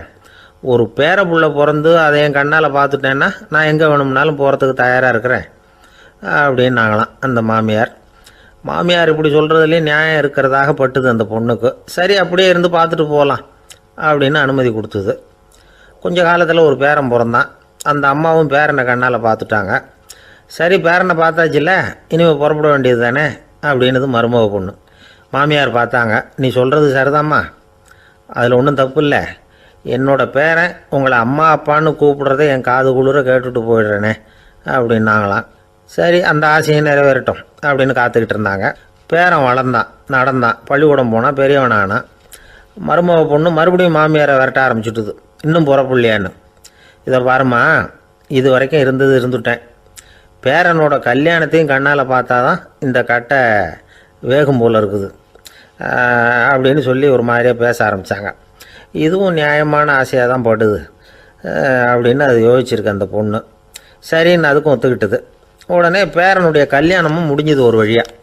இனிமேல் ஒரு நொடி கூட இங்கே இருக்கக்கூடாது, புறப்படுங்க அப்படின்னு மாமியாரை விரட்டிச்சான் அந்த பொண்ணு. இப்போ அந்த மாமியார் தன்னோட மருமகளை பார்த்து சொல்கிறாங்க, இதோ கிளம்பிட்டேம்மா, என் மூட்டை முடிச்செல்லாம் கட்டிக்கிட்டேன், புறப்பட்டுவிட்டேன். அப்படியே நீயும் உன் துணிமணிகளை மூட்டை கட்டிக்கிட்டு கிளம்பிடும், என்னோட சேர்ந்து 2 பேருமா சேர்ந்து போயிடலாம் அப்படின்னாங்களாம். அந்த பொண்ணு முழிக்குது. முழிக்காதே, உனக்கும் ஒரு மருமக வந்துட்டா, இனிமேல் நீயும் ஒரு மாமியார் தானே, உனக்கும் இனிமேல் இங்கே வேலை இல்லை, புறப்படு அப்படின்னாங்களாம். அப்போ தான் அந்த பொண்ணு சிந்திக்க ஆரம்பிச்சுதான், தன்னோட தவறு புரிஞ்சுதான். இந்த தகவலை கேட்டுக்கிட்டு இருக்கிற மருமகள்லாம் இதை பற்றி கொஞ்சம் யோசித்து பார்க்கணுங்கிறதுக்காகத்தான் இதை சொல்கிறோம் மாமியார்கள் சார்பாக. கொஞ்ச நாளைக்கு முன்னாடி ஒரு பொண்ணை பார்த்து பேசுகிற சந்தர்ப்பம் கிடைச்சிது ஒரு கல்யாண வீட்டில். அந்த பொண்ணு சொல்லிச்சு, சார் எனக்கு கல்யாணம் ஆகி 15 வருஷம் ஆகுது, நான் மாமியார்கிட்ட சண்டை போட்டதே இல்லை அப்படின்னு ரொம்ப அடக்கமாக சொல்லிச்சு. அது எப்படிம்மா சாத்தியமாச்சுன்னு கேட்டோம். எனக்கு கல்யாணம் ஆகி 15 வருஷம்தான் ஆச்சு, ஆனால் என் மாமியார் செத்து போய் 20 வருஷத்துக்கு மேலே ஆயிட்டுது அப்படின்னுது.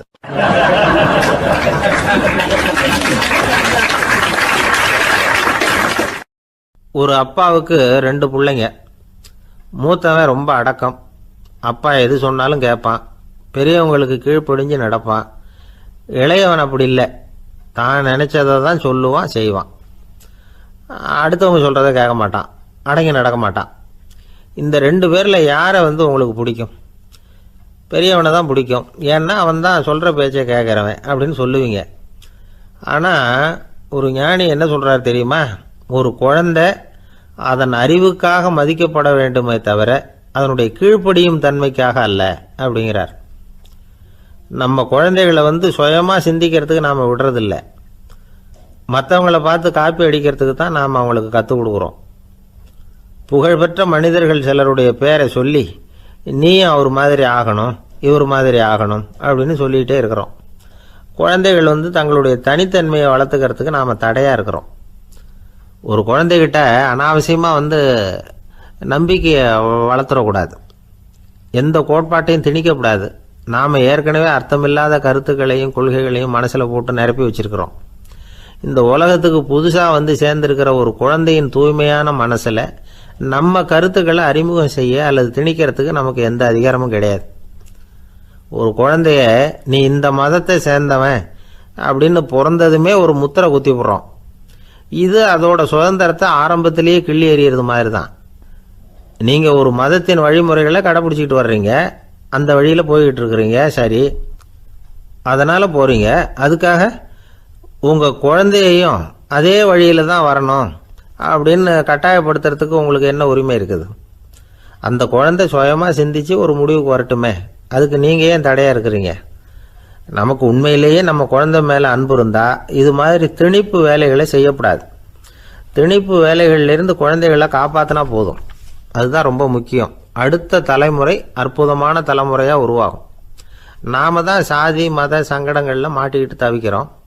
அவங்களாவது சாதி மத வேறுபாடு இல்லாத சமுதாயத்தை பார்க்கட்டுமே, அந்த சௌகரியங்களை அனுபவிக்கட்டுமே. அதுக்கு நாம் என்ன செய்யணும்னா ஒன்றும் செய்யாமல் இருந்தால் போதும். ஒரு குழந்தைகிட்ட நம்ம கருத்தை திணிக்கும் பொழுது என்ன ஆகுது தெரியுமா? அது அவனை அவங்கிட்ட இருந்தே அப்புறப்படுத்தி விடுது, அவனுடைய தனித்தன்மையை அழிச்சுடுது, அவனை ஒரு எல்லைக்குள்ளே திணிச்சுடுது. இதெல்லாம் அன்புங்கிற பேரால் பெற்றோர்கள் செய்கிற தப்பு.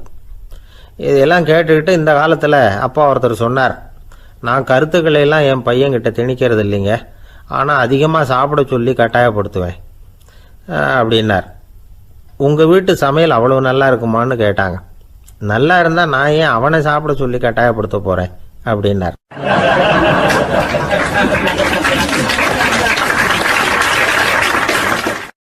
லோகமானிய பாலகங்காதர திலகர் இருந்தார்ல, அவருக்கு 15 வயசுலேயே கல்யாணம் நடந்துதான். மனைவி பேர் தபிபாய், ரொம்ப பெரிய குடும்பத்து பொண்ணு, நல்ல குணம். அவங்க குடும்பம் நடத்திக்கிட்டு இருக்கிறாங்க. அந்த காலத்தில் திருடர்கள் பயம் அதிகம். இந்த காலத்தில் மட்டும் என்னன்னு கேட்குறீங்களா? நீங்கள் கேட்குறது நியாயம்தான். இருந்தாலும் இந்த காலத்து திருடனுக்கும் அந்த காலத்து திருடனுக்கும் ஒரு முக்கியமான வித்தியாசம் உண்டு. அதாவது அந்த காலத்து திருடன்லாம் நியாயம் அநியாயம் பார்க்குறது உண்டு, இந்த காலத்தில் அப்படி பார்க்குறது இல்லை. அந்த காலத்தில் திருட வர்றவங்கள்ட்ட கூட ஒரு தார்மீக உணர்வு உண்டாம். அதாவது அப்போ உள்ள கொள்ளைக்காரங்க எதை களவாடினாலும் சரி, அரிசியை மட்டும் களவாடுறது இல்லையா, அப்படி ஒரு கொள்கை. அதனால் பாருங்கள், அந்த காலத்து பெண்கள் நகை நட்டுகளை பத்திரமா வைக்கணும்னா பெட்டியில் வைக்கிறது இல்லை, அரிசி பானையில் போட்டு வச்சு விடுறது. இப்போல்லாம் பேங்க்கில் வந்து சேஃப்டி லாக்கர்னு இருக்குல்ல, அது மாதிரி அந்த காலத்தில் வந்து சேஃப்டி லாக்கருங்கிறது அரிசி பானை. இந்த வளையல், மூக்குத்தி, தோடு இப்படி எதுவாக இருந்தாலும் அதில் போட்டு பத்திரமா வச்சுருவாங்க. திருடன் வந்து அரிசி பானை பக்கம் போகிறதில்ல. ஏன்னா சாப்பிட்ற விஷயத்தில் கை வைக்கக்கூடாது, அது பாவம் அப்படின்னு அவன் நினைக்கிறான். திலகரோட மனைவி தபீபாயும் அதே மாதிரி தன்னுடைய ஆபரணங்களை ஒரு அரிசி பானைக்குள்ளே போட்டு மூடி வச்சுருந்தாங்களாம். இப்படி இருந்தப்போ ஒரு நாள் ஒரு பிச்சைக்கார பொண்ணு வீடு வீடாக பிச்சை கேட்டுக்கிட்டே வந்திருக்குது. திலகர் வீட்டுக்கும் வந்து தர்மம் போடுங்க தாயே அப்படின்னு தான் அந்த பொண்ணு. அந்த அம்மா தபீபாய் காதில் இது விழுந்திருக்கு. உடனே கை நிறைய அரிசி அள்ளிக்கிட்டு வந்து போட்டிருக்கு. பாத்திரத்தில் அரிசியை போட்டதுக்கு அப்புறம் தான் தெரியுது பளிச்சுன்னு கண்ணில் படுது. அதாவது அந்த அம்மாவோட வைர மூக்குத்தி ஒன்று அரிசியோடு சேர்ந்து அந்த பிச்சைக்கார பொண்ணு பாத்திரத்தில் போய் விழுந்துட்டுது. இந்த அம்மாவுக்கு மனசுக்குள்ளே குழப்பம், என்ன இப்படி ஆகிட்டுதே, மூக்குத்தி போயிட்டுதே, பிச்சை பாத்திரத்திலேருந்து அதை எப்படி எடுக்கிறது அப்படின்னு தயக்கம். வாயை திறந்து அதை கேட்கறதுக்கும் கூச்சம். திண்ணையில் உட்காந்துருந்த திலகர் இவ்வளவையும் பார்த்துக்கிட்டு இருக்கிறார். மனைவியின் மனசுக்குள்ளே நடக்கிற மௌன போராட்டத்தை அவர் நல்லா புரிஞ்சுக்கிட்டாராம். மனைவியை பார்த்து சொன்னாராம், தபீபாய், இது வந்து தெய்வ சம்மதம். அவளுக்கு சேர வேண்டிய மூக்குத்தி அவகிட்ட போயிட்டுது. பிச்சை பாத்திரத்தில் விழுந்த மூக்குத்தியை எடுக்க வேணாம் அப்படின்னாராம். சரின்னு சொல்லிவிட்டு மேற்கொண்டு எதுவும் சொல்லாமல் அந்த அம்மா வீட்டுக்குள்ளே போயிட்டாங்களாம். இந்த காலத்துலலாம் அது மாதிரி நடக்குமா? வெறும் அரிசியை போட்டுட்டு விவகாரம் பண்ணிகிட்டு இருக்க மாட்டோமா? ஒரு பெரிய மனுஷன் வீட்டுக்கு ஒரு பிச்சைக்காரன் வந்தான். ஐயா, நாங்கள் பிச்சைக்காரங்கள்லாம் சேர்ந்து ஒரு சங்கம் வச்சுருக்குறோம், அதுக்கு நிதி சேர்க்குறோம், அதுக்கு ஒரு 100 ரூபா கொடுத்தீங்கன்னா எங்களுக்கு பெரிய உதவியாக இருக்கும் அப்படின்னானா. அதெல்லாம் ஒன்றும் கொடுக்க முடியாது போ அப்படின்னாரான் அவர். அப்படின்னா ஒரு 50 ரூபாயாவது கொடுங்களேன் அப்படின்ட்டுருக்கான். அதுவும் முடியாதுன்னு சொல்லிவிட்டார். 25 ரூபா அப்படின்ட்டுருக்கான். எதுவும் முடியாது அப்படின்னாரான். சரிங்க, இவ்வளவு பெரிய வீட்டுக்கு வந்துட்டு வெறுங்கையோடு திரும்புறது நல்லா இருக்காது, அதனால் சும்மா ஒரு 1 ரூபா மட்டுமாவது கொடுங்க அப்படின்ட்டுருக்கான் அவன். 1 பைசா கூட என்கிட்ட கிடையாது அப்படின்னு விட்டாரான் இவர். அப்படின்னா நீங்கள் ஒரு காரியம் பண்ணுங்களேன் அப்படின்னானா அவன். என்ன செய்யணும் அப்படின்ட்டுருக்கார். எங்கள் சங்கத்தில் நீங்களும் ஒரு மெம்பராக சேர்ந்துருங்க அப்படின்னானா.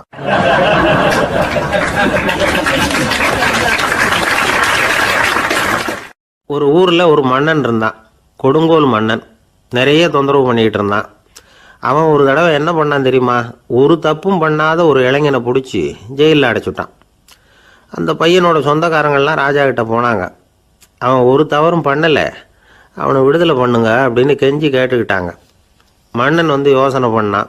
அந்த இளைஞனை கூப்பிட்டுக்கிட்டு வர சொன்னான். அவனை கொண்டாந்து ராஜா முன்னாடி நிறுத்தினாங்க. இதை பாருப்பா, உன்னை நான் விடுதலை பண்ணுவேன், ஆனால் ஒரு கண்டிஷன். அந்த நிபந்தனையை நீ நிறைவேற்றினா உனக்கு விடுதலை அப்படின்னா மன்னன். சரின்னு ஒத்துக்கிட்டான் பையன். மன்னன் வந்து கண்டிஷன் என்னங்கிறத சொன்னான். உங்ககிட்ட ஒரு செம்மறி ஆட்டை கொடுக்க போகிறேன், 1 மாதத்துக்கு அதுக்கு தேவையான தீனியையும் கொடுக்க போகிறேன். 1 மாதம் கழித்து அந்த ஆட்டை வந்து எடை போட்டு பார்ப்பேன். அந்த ஆட்டின் எடை கொஞ்சம் கூட கூடி இருக்கக்கூடாது. எடை கூடி இருந்தால் உனக்கு விடுதலை கிடையாது. என்ன சொல்கிற அப்படின்னா. பையனுக்கு ஒன்றும் புரியல, பயமாக போயிட்டுது. குழம்பிக்கிட்டே நின்றுக்கிட்டு இருக்கிறான்.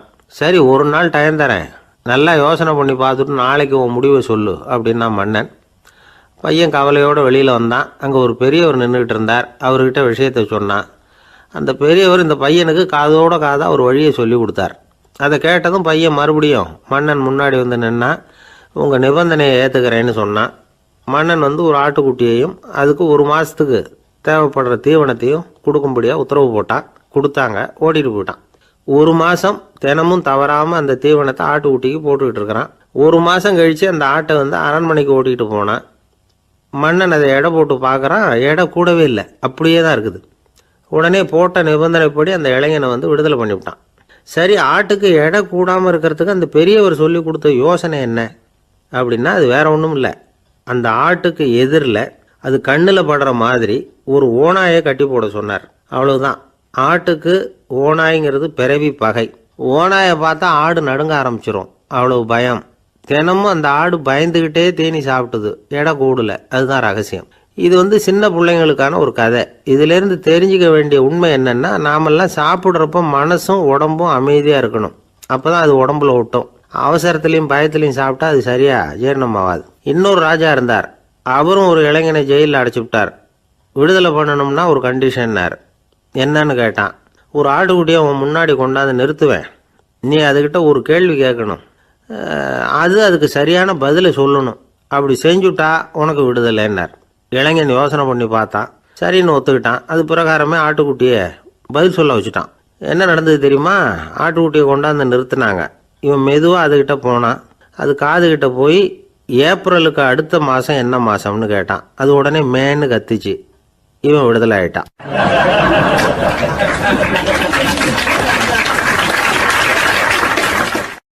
காஞ்சிபுரத்தில் பல்லவ ராஜா ஒரு கோவில் கட்டினார், கைலாசநாதர் கோவில். அதுக்கு கும்பாபிஷேகம் பண்ணுறதுக்கு ஒரு நாள் குறிப்பிட்டு அதுக்கு வேண்டிய ஏற்பாடுகள்லாம் பண்ணினார். முதல் காரியமாக கடவுளை வேண்டிக்கிட்டார், நீங்கள் இந்த கும்பாபிஷேகத்துக்கு நேரில் வந்து கலந்துக்கணும்னார். கடவுள் அந்த ராஜா கனவுல வந்தார். நீ கும்பாபிஷேகம் வச்சிருக்கிற அதே நாளில் அதே நேரத்தில் எனக்கு இன்னொரு ஊரில் ஒரு கும்பாபிஷேகம் இருக்குது, அதுக்கு போக வேண்டியிருக்கு. அதாவது திருநின்ற ஊரில் என்னுடைய பக்தர் ஒருத்தர், அவரும் ஒரு கோயில் கட்டி கும்பாபிஷேகம் செய்கிறார், நான் அதுக்கு போக வேண்டியிருக்கு, அதனால் உன்னுடைய தேதியை நீ மாற்றி வச்சுக்கோ அப்படின்னார். கடவுள் தான் எங்கேயும் இருக்கிறவராச்சே, அவர் நினச்சா 2 இடத்துலையும் இருந்து கோயில் கும்பாபிஷேகத்தை நடத்த முடியாதா? ஏன் அப்படி செய்யலை? அது ஒரு முக்கியமான காரணத்துக்காகத்தான். திருநின்ற ஊரில் இருந்த பூசலாருங்கிற அந்த அடியாரின் பெருமையை இந்த உலகத்துக்கு எடுத்து காட்டணுங்கிறதுக்காகத்தான் கடவுள் அந்த ராஜா கிட்ட அப்படி சொன்னார். சரி, அந்த அடியார் அப்படி என்னதான் பெருசாக கோயில் கட்டி விட்டார்? ராஜா கட்டின கோயிலை விட பெருசா? அவர் கட்டினது கருங்கல்லாலேயோ மண்ணாலேயோ மரத்தாலேயோ இல்லை. அவர் கட்டின கோயில் வேறு மாதிரி. அது மனசால் கட்டின கோயில், மனசுக்குள்ளே இருக்கிற கோவில், மனக்கோவில். அந்த அடியார் தன்னோட மனசுக்குள்ளே மாதக்கணக்காக ஒவ்வொரு கல்லாக சேர்த்து கட்டின கோவில். இந்த விஷயம் ராஜாவுக்கு தெரியாது. அவர் என்ன நினச்சிட்டாரு, அது நாம் கட்டின கற்கோயிலை விட ரொம்ப பெருசாக இருக்கும் போல இருக்கு அப்படின்னு நினச்சிட்டார். சரி, அப்பேற்பட்ட அந்த கோயிலை தரிசனம் பண்ணிவிட்டு வருவோம் அப்படின்னு நினச்சி ராஜா திருநின்ற ஊருக்கு போகிறார். அங்கே போய் பார்த்தா கோயிலையும் காணும், ஒன்றையும் காணும். கடைசியில் பூசலார் கட்டின மனக்கோவில் தான் அதுங்கிறத அவர் புரிஞ்சுக்கிறார். உடனே அந்த அடியாரின் காலில் விழுந்து வணங்குறார். அவரோ, இது மனசால முயன்ற கோவில், இதுக்கு இத்தனை பெருமையா அப்படின்னு ஆச்சரியப்படுறார். இதில் ஆச்சரியப்படுறதுக்கு ஒன்றும் இல்லை. ஆண்டவன் விரும்புறது அகபக்தியையே தவிர புற தோற்றங்களே அல்ல. இதை நாம் புரிஞ்சுக்கிட்டோம்னா நமக்குள்ள எந்த வேறுபாடுகளும் வர்றதுக்கு வழியே இல்லை. இன்னொரு ராஜா இருந்தார்.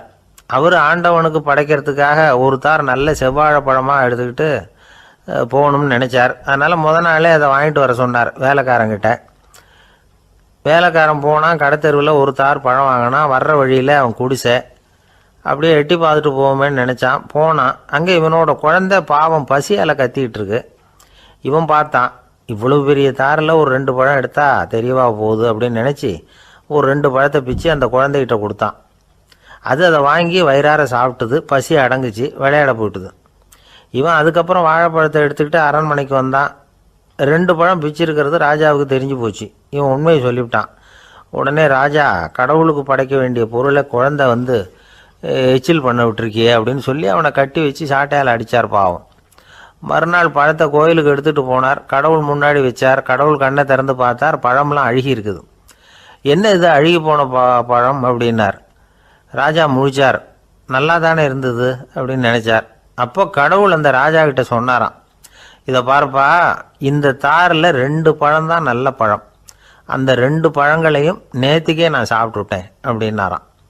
அப்போ தான் ராஜாவுக்கு புரிஞ்சுது, ஏழை குழந்தையின் பசியை தீர்க்கறதுக்காக உதவுன அந்த 2 பழம்தான் இறைவன் சாப்பிட்ட பழம்னு. இறைவன் இருக்கிற இடம் எது? இதுதான். ஆந்திர நாட்டில் ஒரு அரசர் இருந்தார். அந்த அரசர்கிட்ட ஒரு அமைச்சர் இருந்தார். அந்த அமைச்சர் பேர் ராயண பாஸ்கர். அவர் ஒரு பெரிய அறிவாளி. அது மட்டும் இல்லை, மிகச்சிறந்த கொடையாளி. யார் எது கேட்டாலும் இல்லைன்னு சொல்ல மாட்டாராம். அதன் காரணமாகவே அவர்கிட்ட இருந்த செல்வம் நாளுக்கு நாள் குறைஞ்சிக்கிட்டே வந்துட்டு தான். கடைசியில் குடும்பத்துக்குன்னு எதுவும் வைக்காமலே அவர் போய் சேர்ந்துட்டார். மகனும் இறந்துட்டார். அந்த குடும்பத்தில் மிஞ்சி இருந்தது அவருடைய மருமகள், ஒரு பேரன், அவ்வளவுதான். இருந்த ஒரே சொத்து பழுதடைஞ்ச ஒரு வீடு. அந்த அம்மா மற்ற வீடுகளில் வேலை செஞ்சு தன்னுடைய பிள்ளைய படிக்க வச்சுக்கிட்டு வராங்க. அந்த புள்ள ஒரு பெரிய வள்ளலுடைய பேரங்கிறது அந்த பள்ளி வாத்தியார்களுக்கும் தெரியும். அதனால் அவங்களும் இவங்ககிட்ட கொஞ்சம் அன்பாகவும் அக்கறையாகவும் பழகி பாடம் சொல்லி கொடுத்துக்கிட்டு இருக்கிறாங்க. ஒரு நாள் ஒரு புகழ்பெற்ற கவிஞர் ஒருத்தர் அந்த பள்ளிக்கூடத்துக்கு வந்திருக்கிறார். ஆசிரியர்கள்கிட்ட பேசிக்கிட்டு இருந்தப்போ ஒரு செய்தியை சொன்னாராம். ராயண பாஸ்கருங்கிற வள்ளல் எனக்கு நிறைய உதவிகள் செஞ்சிருக்கார், என்னை பாராட்டி பரிசுகள்லாம் கொடுத்துருக்கிறார். அந்த வள்ளல் வாழ்ந்த கிராமத்தை பார்க்கணுங்கிறதுக்காக தான் இப்போ இங்கே வந்திருக்கிறேன் அப்படின்னாராம். ஆசிரியர் உடனே இந்த பையனை கூப்பிட்டு, இதை பாருங்கள், இவன் யார் தெரியுமா, நீங்கள் குறிப்பிடுகிற அந்த வள்ளலின் பேரன் அப்படின்னு அறிமுகப்படுத்தினாராம். கவிஞரின் கண்களில் ஆனந்த கண்ணீர். அந்த பரவச நிலையிலேயே அந்த வள்ளலை பற்றி கவி பாட ஆரம்பிச்சுட்டாராம். இந்த சின்ன பையன் அதை கேட்டிருக்கிறான். உடனே என்ன பண்ணான் தெரியுமோ, தன் கையில் அணிஞ்சிருந்த ஒரு பொன் வளையலை கழட்டி அந்த கவிஞருக்கு பரிசாக கொடுத்துட்டானான். எல்லாருக்கும் ஆச்சரியம். தாத்தா இருக்கும் நிலையில் கொடுத்தார், பேரன் இல்லாத நிலையிலையும் கொடுக்குறான்.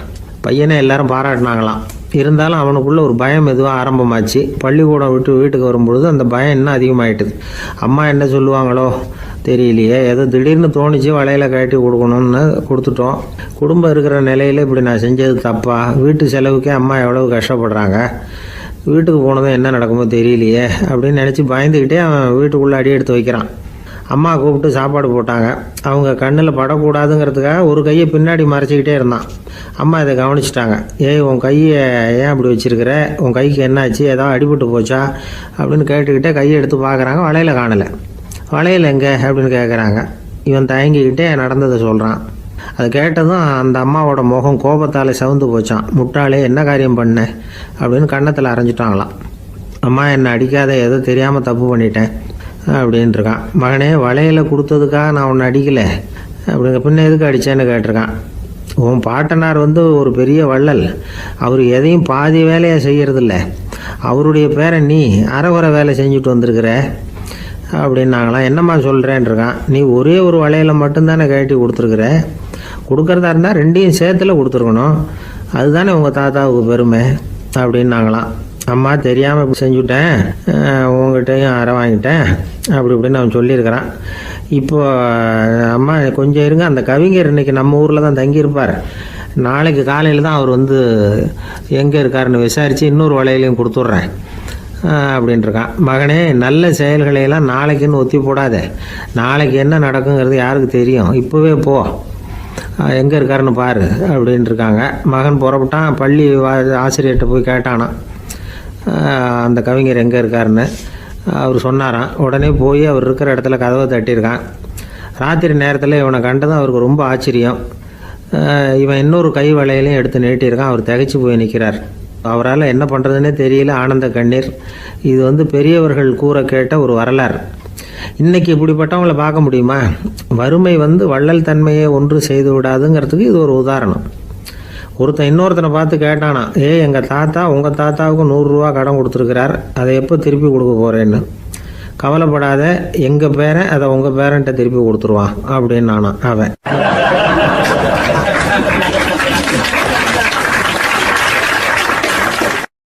ஒரு ஊரில் ஒரு மன்னர் இருந்தார். புத்தி கூர்மை உள்ள ஒரு மன்னர்.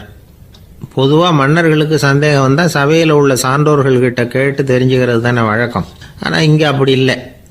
மற்றவங்களுக்கு சந்தேகம் வந்தால் மன்னர்கிட்ட கேட்டு தெரிஞ்சுக்குவாங்க.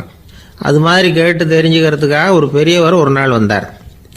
அவர் கையில் 3 பொம்மைகள் வச்சுருந்தார். 3 ஒரே மாதிரி பொம்மைகள், கொஞ்சம் கூட வித்தியாசம் தெரியல. ஏது இந்த பொம்மைன்னு கேட்டார் மன்னர். எனக்கு வேண்டியப்பட்ட ஒருத்தங்கிட்ட இருந்து இதை வாங்கிட்டு வந்திருக்கிறேன், நான் தான் அவன்கிட்ட இந்த பொம்மையை செஞ்சு கொடுக்கும்படியா கேட்டுக்கிட்டேன். அவன் ரொம்ப புத்திசாலி, அவன் தான் இதை செஞ்சு கொடுத்தான், ஆனால் அதில் ஒரு சிக்கல் அப்படின்னார். என்ன பிரச்சனைன்னு கேட்டிருக்காரு இவர். நான் அவன்கிட்ட கேட்டது 3 விதமான பொம்மைகளாக இருக்கணும்னு கேட்டேன். அவன் என்னடான்னா 3 ஒரே மாதிரியாக செஞ்சு கொடுத்துட்டான் அப்படின்னார். அவன்கிட்டயே கேட்கறது தானே அப்படின்னு இருக்காரு இவர். கேட்டேன், அவன் என்ன சொல்கிறான்னா, இது 3 ஒரே மாதிரி பொம்மை கிடையாது, 3 விதம், ஒன்றுக்கு ஒன்று வித்தியாசம் இருக்குது. இந்த 3 பொம்மையும் 3 விதமான நண்பர்களுக்கு உதாரணங்கள் அப்படின்னு சொல்கிறான். எனக்கு ஒன்றும் புரியல, அதுதான் உங்ககிட்ட வந்தேன் அப்படின்னார். சரி, அந்த பொம்மைகளை இப்படி கொடுங்க அப்படின்னு வாங்கினார் மன்னர். எடுத்துக்கிட்டு உள்ளே போனார். கொஞ்ச நேரம் கழித்து வெளியில் வந்தார். அதுக்கப்புறம் சொன்னார், இதை பாருப்பா, அவன் சொன்னது சரிதான், 3 விதம் தான். இது இருக்குது முதல் பொம்மை, இது உத்தமமான நண்பனுக்கு உதாரணம். இந்த ரெண்டாவது பொம்மை இது மத்தியமமான நண்பனுக்கு உதாரணம். அந்த மூணாவது பொம்மை இருக்குதே அது மோசமான நண்பனுக்கு உதாரணம். இதை செஞ்சவன் உண்மையிலேயே பெரிய அறிவாளி தான் அப்படின்னாராம். வந்தவருக்கு ஒன்றும் புரியல. பார்த்தா ஒன்றும் வித்தியாசம் தெரியலையே அப்படின்னு அவன் குழம்பி போய் நிற்கிறான். இப்போது அந்த மன்னர் விளக்கம் கொடுக்குறார். அந்த 3 பொம்மையையும் எடுத்து முன்னாடி வச்சார். ஒரு மெல்லிய கம்பியை கையில் எடுத்தார். அந்த முதல் பொம்மை காதில் விட்டார். கொஞ்ச தூரம் உள்ளே போய் அப்படியே நின்றுட்டுது அந்த கம்பி. அப்புறம் ரெண்டாவது பொம்மை காதில் அந்த கம்பியை விட்டார். அந்த கம்பி என்னாச்சுன்னா அப்படியே அது வாய் வழியாக வெளில வந்தது. மூணாவது பொம்மை காதில் கம்பியை செலுத்தினார். அது நேராக இன்னொரு காது வழியாக வெளியில் வந்தது. இப்போ இந்த முதல் வகை இருக்குதே அது மாதிரியான நண்பர்கள் எப்படி தெரியுமா? நம்ம கஷ்டத்தை அவங்கக்கிட்ட சொன்னால் பேசாமல் கேட்டுக்குவாங்க. வெளியில் அதை யாருக்கிட்டையும் சொல்லிகிட்டு இருக்க மாட்டாங்க. வெளியில் தெரியாமல் நமக்கு உதவி பண்ணுவாங்க. செஞ்சுட்டு அதை நான் தான் செஞ்சேன்னு சொல்லிகிட்டு இருக்க மாட்டாங்க. அதுதான் கம்பி ஒரு காது வழியாக போய் உள்ளேயே நின்றுட்டுது. ரெண்டாவது பொம்மையில் கம்பி என்னாச்சு, ஒரு காது வழியாக போய் வாய் வழியாக வெளியில் வருது.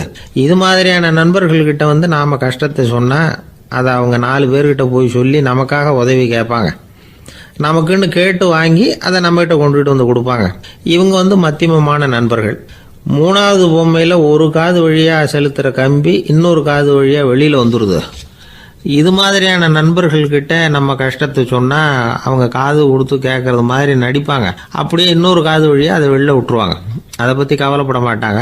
இதுதான் இந்த பொம்மைகளுக்குள்ளே இருக்கிற வித்தியாசம் அப்படின்னு விளக்கம் கொடுத்தாராம் மன்னர். படிக்கிற பிள்ளைங்கள்லேயும் இது மாதிரி 3 வகை உண்டு. சில பேர் காதால் வாங்கி மனசில் வச்சுக்குவான். சில பேர் காதால் வாங்கி பேனாவால் எழுதி விடுவான். சில பேர் ஒரு காதால் வாங்கி இன்னொரு காதால் வெளியில் விட்டுருவான். ஒரு பையன் வகுப்பில் ஆசிரியர் பாடம் நடத்தும் பொழுது தலையை வேகமாக ஆட்டி ஆட்டி கேட்பானான். ஏன்டா இப்படி தலையை இப்படி ஆட்டுற அப்படின்னு கேட்டிருக்கான் பக்கத்தில் இருந்தவன். தலையை ஆட்டினா தாண்டா ஒரு காது வழியாக உள்ளே போகிறது இன்னொரு காது வழியாக வெளியில் வேகமாக வெளில போகும் அப்படின்னானா அந்த பையன்.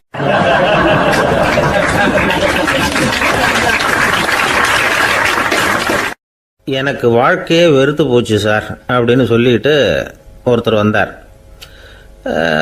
கொஞ்ச நேரம் பேசினதுக்கப்புறம் அவர் அப்படி சொல்லியிருந்தா அதில் ஒரு அர்த்தம் இருந்திருக்கும். வர்றதுக்கு முன்னாடியே வாழ்க்கை வெறுத்து போச்சுன்னு சொல்லிட்டு வர்றார்.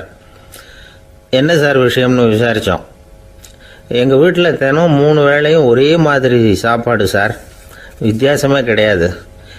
இப்படியே 3 மாதமாக சாப்பிட்டுக்கிட்டு இருக்கிறேன். அதை விட பட்டினி கிடந்து செத்துடலாம்னு தோணுது அப்படின்னார். ஒரு பெரியவர் சொன்ன தத்துவத்தை சொல்கிறதுக்கு ஆள் கிடைக்காம தவிச்சுக்கிட்டு இருந்தோம். இப்போ ஒருத்தர் கிடைச்சிட்டார். விட்டுலாமா? உடனே அவரை உட்கார வச்சு சொல்ல ஆரம்பிச்சிட்டோம். அதாவது நாம் அனுபவிக்கிற உணர்வுகளில் களிப்பு, மகிழ்வு, ஆனந்தம் இது 3க்கும் ஒன்றுக்கு ஒன்று வித்தியாசம் உண்டு. மேம்போக்காக பார்க்குறதுக்கு இது 3 ஒன்று மாதிரி தோணும். ஆனால் அது அப்படி இல்லை. களிப்புங்கிறது உடம்பை பொறுத்தது, மகிழ்வுங்கிறது மனசை பொறுத்தது, ஆனந்தம்ங்கிறது ஆன்மாவை பொறுத்தது. இப்படி இந்த 3 வகையான அந்த சுவைப்புகளின் தன்மையும் வேற வேற. இப்போ முதல்ல களிப்புங்கிறத எடுத்துக்குவோம். நம்ம புலன்களுக்கு களிப்பை தரக்கூடிய பொருள்களுக்கு சில விசேஷ குணம் உண்டு. அது எப்படின்னா, சீக்கிரமே சலிப்பை உண்டு பண்ணும். ஒருத்தர் அந்த பொருளை எடுத்துக்கிட்டால் அது இன்னொருத்தருக்கு குறைஞ்சிரும். உணவு, உடை இதெல்லாம் களிப்பை தரக்கூடிய பொருள்கள். இப்போ உதாரணத்துக்கு ஒரு சாப்பாட்டு மேசையில் ஒரு பாத்திரத்தில் 10 இட்லி இருக்குது. அதில் ஒரு 2 இட்லியை நம்ம தட்டில் எடுத்து வச்சு சாப்பிட்றோம். நாம் சாப்பிட்ட அந்த இட்லி நிச்சயமாக எதிரில் உட்காந்துருக்கிறவருக்கு இல்லை, அவருக்கு உபயோகப்படாது. நாம் சாப்பிட்ட அதே இட்லியை அவரும் சாப்பிட முடியாது, அவர் வேறு தான் எடுத்து வச்சுக்கணும். அது மாதிரி நாம் ஒரு சட்டையை எடுத்து போட்டுக்கிறோம். அதே சட்டையை அதே நேரத்தில் இன்னொருத்தர் போட்டுக்க முடியாது. புலன்களுக்கு களிப்பை தரக்கூடிய இது மாதிரி பொருள்கள்லாம் முதல் தடவை நமக்கு கொடுக்குற களிப்பை 2வது தடவையும் கொடுக்காது. 3வது தடவை இன்னும் குறையும். கடைசியில் வெறுப்பாகவும் மாறிடும். ஒவ்வொன்றா இட்லியை தொடர்ந்து சாப்பிட்றோம்னு வச்சுக்கோங்க, முதல் இட்லி தரக்கூடிய சுவையை 30வது இட்லி தராது. முதல் தடவை புது சட்டையை போட்டுக்கிறப்போ நமக்கு இருக்கிற களிப்பு அதே சட்டையை 100வது தடவையாக போட்டுக்கிறோம்னு வைங்க, அப்போ இருக்குமா? இருக்காது. இதுதான் களிப்பு. அதாவது சீக்கிரமே சலிப்பை தரக்கூடியது. ஒருத்தர் எடுத்துக்கிட்டால் இன்னொருத்தருக்கு குறைஞ்சி போகக்கூடியது. ஆனால் மகிழ்ச்சிங்கிறது அப்படி இல்லை. ஒருத்தர் அனுபவிக்கிறதுனால இன்னொருத்தருக்கு குறைஞ்சி போகாது. இப்போ காலையில் சூரியன் உதயம் ஆகிறத பார்த்து சந்தோஷப்படுறோம், அதையே இன்னொருத்தரும் பார்த்து சந்தோஷப்படலாம். ஒரு நல்ல சங்கீதத்தை கேட்குறோம், ஒரு அழகான ஓவியத்தை ரசிக்கிறோம், நீங்கள் ரசிக்கிற அதே நேரத்தில் இன்னொருத்தரும் அதை ரசிக்கலாம். அதனால் அது குறைஞ்சி போகிறதில்ல. இது மகிழ்வு. ஆனால் ஒன்று, ஒரே பாடலை திரும்ப திரும்ப கேட்டுக்கிட்டு இருந்தால் கடைசியில் அலுப்பு தட்டும். அதாவது மகிழ்வுங்கிறது எப்படின்னா, மற்றவங்களோட பகிர்ந்து கொள்றதுனால குறையாது. ஆனால் ஒரே பொருள் மீண்டும் மீண்டும் அனுபவிப்ப தர்றப்போ முதல்ல மகிழ்வு அதிகரித்து அதுக்கப்புறம் அது மங்கி மறைஞ்சு போயிடும். இதுதான் அந்த மகிழ்வுங்கிறதுக்கு இலக்கணம். சரி, இப்போ மூணாவதாக சுகம் தரக்கூடிய ஆனந்தம்ங்கிறது எப்படின்னா, இது நமக்கு உள்ளே இருந்து சுரக்கிறது. மனசு சலனங்கள்லேருந்து விடுபடுறப்போ இந்த ஆனந்தம் நமக்கு கிடைக்கும். இது நிலையான சுகம், ஆத்ம சுகம். களிப்பிலிருந்து மகிழ்வுக்கும் மகிழ்விலிருந்து ஆனந்தத்துக்கும் செல்றது தான் மனிதன் நடத்த வேண்டிய முக்கியமான பயணம். இவ்வளவு விஷயத்தையும் கேட்டுட்டு இந்த காலத்து பையன் ஒருத்தன் வந்தான். சார், இப்போ நீங்கள் ஒரு சாப்பாட்டு மேசையில் ஒரு 10 இட்லி வைக்கிறீங்க, என்ன உட்கார வைங்க, எதிரில் இன்னொருத்தனை உட்கார வைங்க, நான் களிப்பு மகிழ்வுலாம் தாண்டி நேரடியாக ஆனந்தத்துக்கு பயணம் பண்ணி காட்டுறேன் அப்படின்னா. ஒன்றும் புரியல அவன் சொன்னது. அது எப்படி, என்ன பண்ணுவ நீ அப்படின்னு சொல்லி கேட்டோம் ஆச்சரியமா. 2 இட்லி சாப்பிட்டா தானே சார் களிப்பு, நான் 10 இட்லியும் மொத்தமாக சாப்பிட்ருவேன், அடுத்தவனுக்கு எதுவும் கிடைக்காது, அவனுக்கு கிடைக்காதபடி நாமே சாப்பிட்டுடுறோம்ல, அதுதானே நமக்கு ஆனந்தம் அப்படின்னு அதுக்கு ஒரு விளக்கம் சொல்கிறான்.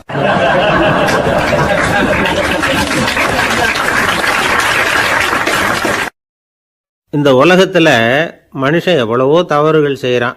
அதுக்கெல்லாம் என்ன காரணம்? அதை பற்றின ஆராய்ச்சி தான் இன்னைக்கு. இதுக்கு ஆராய்ச்சி என்னத்துக்கு, அது தெரிஞ்ச விஷயம் தானே அப்படின்னு நீங்கள் நினைக்கலாம். ஆனால் அப்படி அலட்சியமாக இந்த விஷயத்தை விட்டுறக்கூடாது.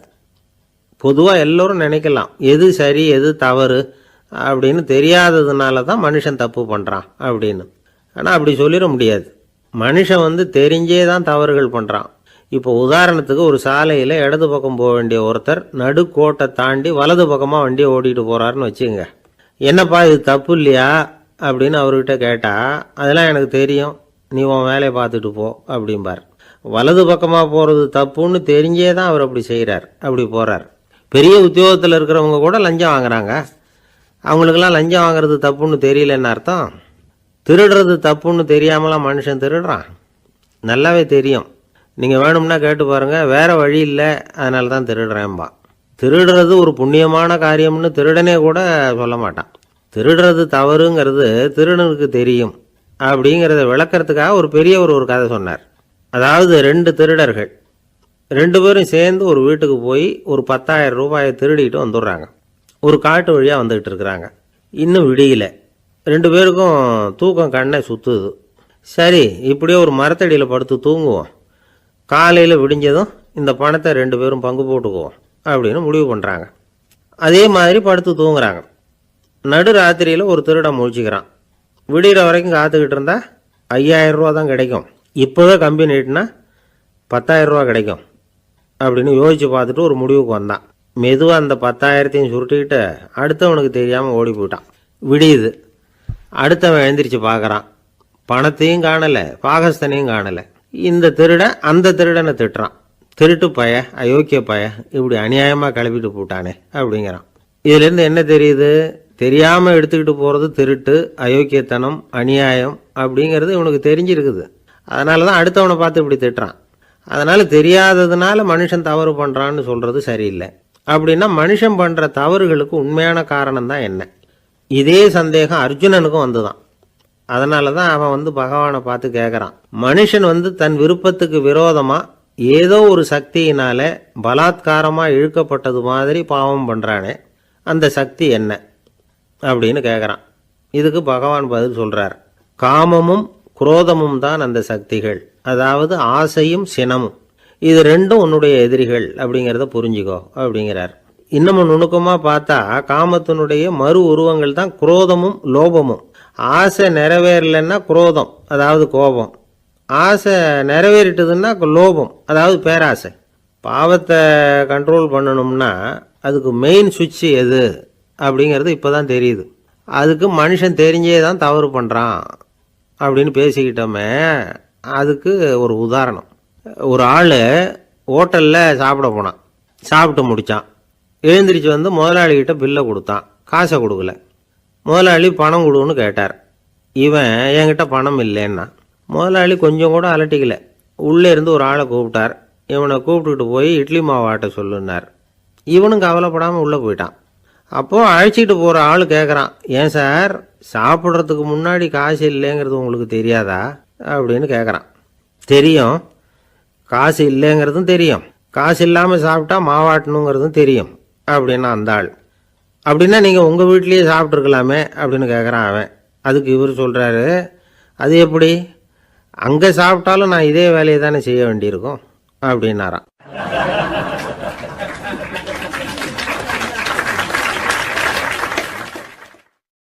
துஷ்டரை கண்டால் தூர விலகு, இப்படி ஒரு பழமொழி உண்டு. எதுக்காக இப்படி சொல்லி வச்சாங்க? துஷ்டன் ஏதாவது தொந்தரவு கொடுப்பான், அதனால் அவனை கண்டா பயந்துக்கிட்டு ஓடி ஒளிஞ்சிக்கோ அப்படின்னா இதுக்கு அர்த்தம் அப்படி இல்லை. ஒரு துஷ்டன்கிட்ட நெருங்கி போகிறோம்னு வச்சுக்கோங்க, அவன் நமக்கு கெடுதலான ஆலோசனைகள் எதையும் சொல்லலாம், அல்லது அவன் தீய உணர்வுகள் உள்ளவனா இருக்கலாம், அல்லது தீய செயல்கள் செய்யக்கூடியவனா இருக்கலாம், அல்லது தீய நட்புனால அவன் ஏற்கனவே கெட்டு போனவனா கூட இருக்கலாம். இப்படிப்பட்டவனை நெருங்கி போனால் அவனோட பாதிப்பு நமக்கும் வந்துடும். அதனால் விலகி போ அப்படின்னு சொல்கிறாங்க. இதையே கொஞ்சம் விவரமாக இப்போ பார்ப்போமே. இப்போ இந்த துஷ்டர்களை 4 வகையாக பிரிக்கிறாங்க. இந்த 4 வகைக்கும் உதாரணம் வேணும்னா வேற எங்கேயும் போக வேண்டியதில்லை, மகாபாரதத்தை பார்த்தாவே போதும். அதில் இந்த 4 வகையான தீயோரும் வர்றாங்க. முதல் வகைக்கு உதாரணம் சகுனி. இவன் மனசில் எப்பவும் தீய எண்ணங்கள் தான் நிறைஞ்சிருக்கும். கனவுல கூட தீய ஆலோசனைகள். யாராவது ஒருத்தர் நல்லபடியாக வாழ்ந்தா அதை இவனால் சகிச்சிக்க முடியாது. இப்படிப்பட்டவனோட நெருங்கிய தொடர்பு துரியோதனனுக்கு கிடைச்சிது. துரியோதனன் எப்படின்னா அவன் ஏற்கனவே தீய காரியங்கள் செய்யறதுக்கு தயங்காதவன். அப்படிப்பட்டவனுக்கு தீய போதனைகள் செய்யறதுக்கு சகுனி உதவுனான். இந்த 2 பேரோட சகவாசம் இன்னொருத்தனுக்கு கிடைச்சது. அவன் யாருன்னா துச்சாதனன். அவன் தீய நடத்தை உள்ளவன். இந்த 3 பேரும் ஒன்று சேர்ந்தா என்னத்துக்கு ஆகும்? உலகமே கெட்டு போடும்ல. இந்த 3 துஷ்டர்களோட நல்லவன் ஒருத்தன் சேர்ந்தான். அவன் தான் கர்ணன். கர்ணன் இயல்பாகவே உத்தம குணம் உள்ளவன். அவன் நல்லவங்களோட சேராம இப்படிப்பட்ட கெட்டவங்க கிட்ட நட்பு வச்சுக்கிட்டான். அதனால அவனும் தீய செயல்களில் ஈடுபடுறது மாதிரி ஆயிடுது. துரியோதனனுடைய நண்பனா அவனுடைய ஆதரவில் வளர்ந்ததுனால அவனுக்கு துணையாக இருக்க வேண்டியிருக்குது அப்படின்னா. நட்பு உரிமையினால் உதவி புரிய வேண்டியது சரிதான், அது தப்புன்னு சொல்ல முடியாது. இருந்தாலும் தீய செயல்களுக்கு உதவி செய்யறது சரியில்லை. புத்தி பலம் புஜ பலம் எல்லாம் இருந்தால் கூட தெய்வ பலம் இல்லைன்னா ஜெயிக்க முடியாது. கர்ணன் மகா வீரன். இருந்தாலும் கடைசியில் அவன் கதி என்னாச்சு? அவங்ககிட்ட எல்லா நல்ல குணங்களும் இருந்தது. இருந்தாலும் ஏன் இப்படி ஆச்சு? தீயவர்களுடைய சேர்க்கை தான் காரணம். அவங்களோட சேர்ந்ததுனால இவனையும் அப்படியே நினைக்க ஆரம்பிச்சுட்டாங்கல்ல. 4 வகை துஷ்டர்களில் இவனும் ஒரு வகை அப்படின்னு சொல்ல ஆரம்பிச்சிட்டாங்க. அதாவது தீய ஆலோசனைக்கு சகுனி, தீய உணர்வுகளுக்கு துரியோதனன், தீய செய்கைக்கு துச்சாதனன், தீய நட்புக்கு கர்ணன். இப்படி உதாரணமாயிட்டான். அதனால தான் துஷ்டரை கண்டால் தூர விலகு அப்படின்னு சொன்னாங்க. அது புராண காலம். இப்பெல்லாம் நிலைமை கொஞ்சம் வேற விதமா இருக்குது. அன்னைக்கு ஒரு நாள் அப்படிதான் ஒரு காட்டு பாதையில் யாரோ ஒருத்தர் அடிபட்டு கிடந்தார். யாரோ ஒரு துஷ்டன் அவனை அடிச்சு போட்டுட்டு போயிட்டான் போல இருக்கு. அந்த வழியா போன ஒருத்தர் பரிதாபப்பட்டு அவனை போய் தூக்கினார். ஆறுதல் சொன்னார், இதை பாருங்க, இந்த வழியா எப்பவும் தனியா வரக்கூடாது. ஏன்னா இங்க ஒரு ரவுடி இருந்துகிட்டு வர்றவங்க போறவங்களெல்லாம் வழிப்பறி பண்ணிட்டு இருக்கிறதா கேள்விப்பட்டிருக்கிறேன் அப்படின்னாராம். இனிமே அப்படி கேள்விப்பட மாட்டீங்க அப்படின்னு நானா அந்த ஆளு.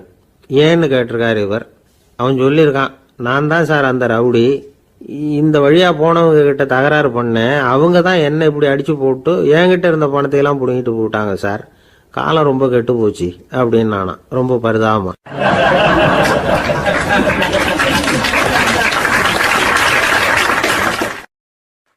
ஒரு ஊர்ல ஒரு பெரிய செல்வந்தர் இருந்தார். பணத்துக்கு பஞ்சம் இல்லை. அதனால இந்த உலகத்தில் முடியாத காரியம் எதுவும் இல்லைன்னு நினைச்சார். பணம் இருந்தாலே அந்த நினப்பு தானா வந்துடும். அதனால இவரும் அப்படி நினைச்சதுல ஒன்றும் தப்பு இல்லை. அந்த ஊருக்கு குருநானக் ஒரு தடவை வந்தார்.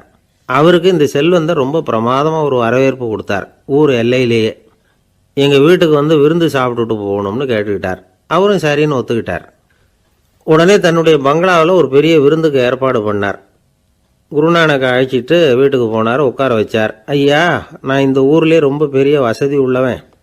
என்னால் எல்லாம் முடியும். உங்களுக்காக நான் என்ன செய்யணும்னு சொல்லுங்கள். எதுவாக இருந்தாலும் பரவாயில்ல, எவ்வளவு செலவானாலும் பரவாயில்ல, என்னால் செய்ய முடியும்.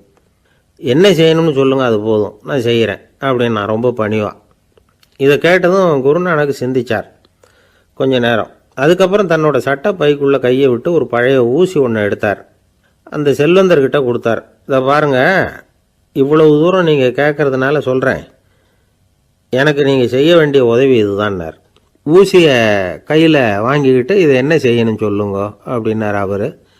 நீங்கள் செய்ய வேண்டியது என்னென்னா, இந்த ஊசியை பத்திரமா வச்சிருக்கணும். நாம் 2 பேரும் இறந்து போனதுக்கு பின்னாடி இன்னொரு உலகத்தில் நாம் சந்திக்கக்கூடிய வாய்ப்பு இருக்குது. அப்போ இந்த ஊசியை என்கிட்ட கொண்டாந்து கொடுக்கணும். இதுதான் நீங்கள் எனக்காக செய்ய வேண்டிய உதவி அப்படின்னார் குருநானக் லேசாக சிரிச்சுக்கிட்டே. இதை கேட்ட உடனே இந்த பெரியவர் முழிக்க ஆரம்பிச்சிட்டார். அது எப்படிங்க, நான் சாகிறப்ப எப்படி இந்த ஊசியை எடுத்துக்கிட்டு இன்னொரு உலகத்துக்கு வர முடியும்னார். ஊசி மாதிரி ஒரு சின்ன பொருளை கூட இந்த உலகத்தை விட்டு நாம் போகிறப்ப எடுத்துகிட்டு போக முடியாதுங்கிறப்போ உங்களோட செல்வத்தையெல்லாம் எப்படி அங்கே எடுத்துகிட்டு வர போகிறீங்க அப்படின்னு கேட்டார் குருநானக். அதுக்கப்புறம் தான் அந்த பெரியவர் யோசிக்க ஆரம்பித்தாராம். குருநானக் சொல்கிறார், இதை பாருங்கள், நாம் செய்கிற நல்லது கெட்டது தான் கடைசி வரைக்கும் நம்ம கூட இருக்கும். அடுத்தவங்க நல்லா இருக்கணுங்கிறதுக்காக பொருளை செலவு செய்யணும். அப்படி செய்யலைன்னா எந்த பிரயோஜனமும் இல்லை அப்படின்னார். அதுக்கப்புறம் தான் அந்த செல்வந்தரின் அறிவு கண் திறந்து தான். உடனே குருநானக்கை வணங்கினார். ஐயா, என்கிட்ட இருந்த ஆணவம் போயிட்டுது. இனிமேல் என்கிட்ட இருக்கிற செல்வத்தை நல்ல வழியில் செலவழிப்பேன் அப்படின்னாராம். நம்மக்கிட்ட இருக்கிற பணம் எப்பவும் நம்ம கூடவே வந்துக்கிட்டு இருக்காதுங்கிறதுக்கு இது ஒரு உதாரணம். அதுக்காக நாம் பணம் சேர்க்கறத பற்றி கவலைப்பட வேண்டியதில்லை, பேசாமல் படுத்து தூங்கிக்கிட்டு இருந்தால் போதும் அப்படின்னு இதுக்கு அர்த்தம் பண்ணிக்கக்கூடாது. முறையான வழியில் பணம் சேர்க்கணும், அதை முறையான வழியில் செலவு பண்ணணும். அதனால் ஏற்படக்கூடிய மன நிறைவு இருக்குது பாருங்கள், அது அனுபவித்தவங்களுக்கு தான் தெரியும். சொர்க்கத்துக்கு போகிறவங்க இங்கேருந்து பணத்தை எடுத்துகிட்டு போக முடியாது. ஆனால் நம்ம செல்வத்தை இங்கே மற்றவங்களுக்கு பயன்பட செய்து அதனால் ஏற்படுற புண்ணியம் இருக்குது பாருங்கள், அதை எடுத்துகிட்டு போக முடியுமா. இதுதான் ஆன்மீகவாதிகள்லாம் சொல்கிற கருத்து. ஜான் நியூட்டன் ஒருத்தர், அவர் சொன்னார், நான் எப்போவாவது சொர்க்கத்துக்கு போய் சேர்ந்தேன்னா அங்கே 3 அதிசயங்களை பார்ப்பேன்னார். என்னன்னு கேட்டாங்க. நான் யார் யார் இருக்க மாட்டாங்கன்னு நினச்சிக்கிட்டு இருந்தானோ அவங்களில் சில பேர் அங்கே இருப்பாங்க, அது ஒரு பெரிய அதிசயம்னார். சரி, அடுத்தது என்ன? 2வது அதிசயம் என்னன்னா, அங்கே இருப்பாங்கன்னு நான் எதிர்பார்த்த சில பேர் அங்கே இருக்க மாட்டாங்க அப்படின்னார். சரி, 3வது பெரிய ஆச்சரியம் என்ன அப்படின்னா, நான் அங்கே இருக்க பாருங்க, அதுதான் அந்த 3வது அதிசயம் அப்படின்னாராம்.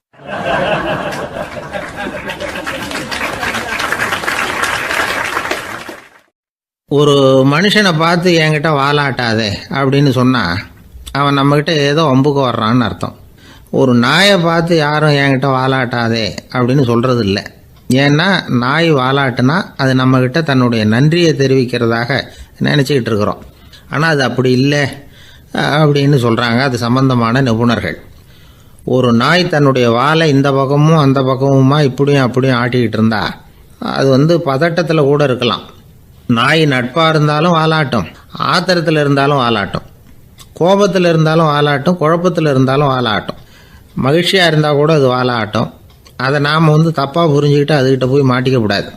நாயை பற்றி எனக்கு நல்லா தெரியும் அப்படின்னு சொல்கிறவங்க கூட அதுக்கிட்ட கடி வாங்கிட்டு நிற்கிறது உண்டு. நிபுணர்கள் என்ன சொல்கிறாங்க தெரியுமா? எப்போவுமே நாய்கள் திடீர்னு கடிச்சு விடுறதில்ல, கடிக்கிறதுக்கு முன்னாடி சில அறிகுறிகளை காட்டும். அதை சரியாக புரிஞ்சுக்கிட்டோம்னா தப்பிச்சிக்கலாம். ஒரு வீட்டுக்கு போகிறீங்க, அங்கே புதுசாக ஒரு நாயை பார்க்குறீங்க, உடனே அதுக்கிட்ட போய் குனிஞ்சு சிரிச்சுக்கிட்டே அது தலையில் தட்டுறீங்க. இது ரொம்ப தப்பான். ஒரு நாய் இன்னொரு நாயை நேருக்கு நேர் பார்த்து பல்ல காட்டுனா அது தன்னுடைய தன்முனைப்பை காட்டுதுன்னு அர்த்தமா. உன்னை விட நான் பெரியவன் அப்படின்னு சொல்லுதுன்னு அர்த்தம். அதனால் நீங்கள் அது மாதிரி கிட்ட போய் சிரிக்கிறோம் அப்படின்னு நினச்சிக்கிட்டு பல்ல காட்டினா உங்களையும் எதிரியாக நினச்சிரும். இன்னொரு விஷயம் என்னென்னா, தலையில் தட்டுனா நாய்க்கு பிடிக்காது. அது தன்னை அடக்கிறதாகவும் அச்சுறுத்துறதாகவும் நினச்சிக்கிட்டு இருக்கும். சரி, அப்படின்னா புதுசாக ஒரு இடத்துல அல்லது வீட்டில் நாய்க்குட்டியை பார்த்தா என்ன பண்ணுறது? நீங்கள் சும்மா இருங்க, அதுவாக கிட்ட வரட்டும். அதுக்கப்புறம் அதுக்கிட்ட கனிவாக பேசுங்க.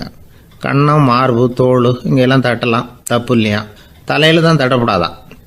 ஒரு நாய் வந்து உங்களை நோக்கி ஓடி வருது, நீங்களும் ஓடுனா அது துரத்த ஆரம்பிச்சிடும். அசையாமல் சில மாதிரி நின்றுடுங்க, அது கிட்ட வராது. அதுக்கு ஆர்வம் இல்லாமல் போயிடும். ஒரு தெருவில் சின்ன பிள்ளைங்க நிறைய பேர் விளையாடிக்கிட்டு இருக்கிறாங்க. அப்போ சில நாய்கள் அங்கே ஓடி வருது. எல்லாரும் ஓடினாங்க. அப்படி ஓடுறப்போ ஒரு பையன் கால் தடிக்க கீழே விழுந்துட்டான். என்னாச்சு தெரியுமா? துரத்திக்கிட்டு வந்த நாய்கள்லாம் கீழே விழுந்தவனை ஒன்றும் செய்யலை, அவன்கிட்டே போகல.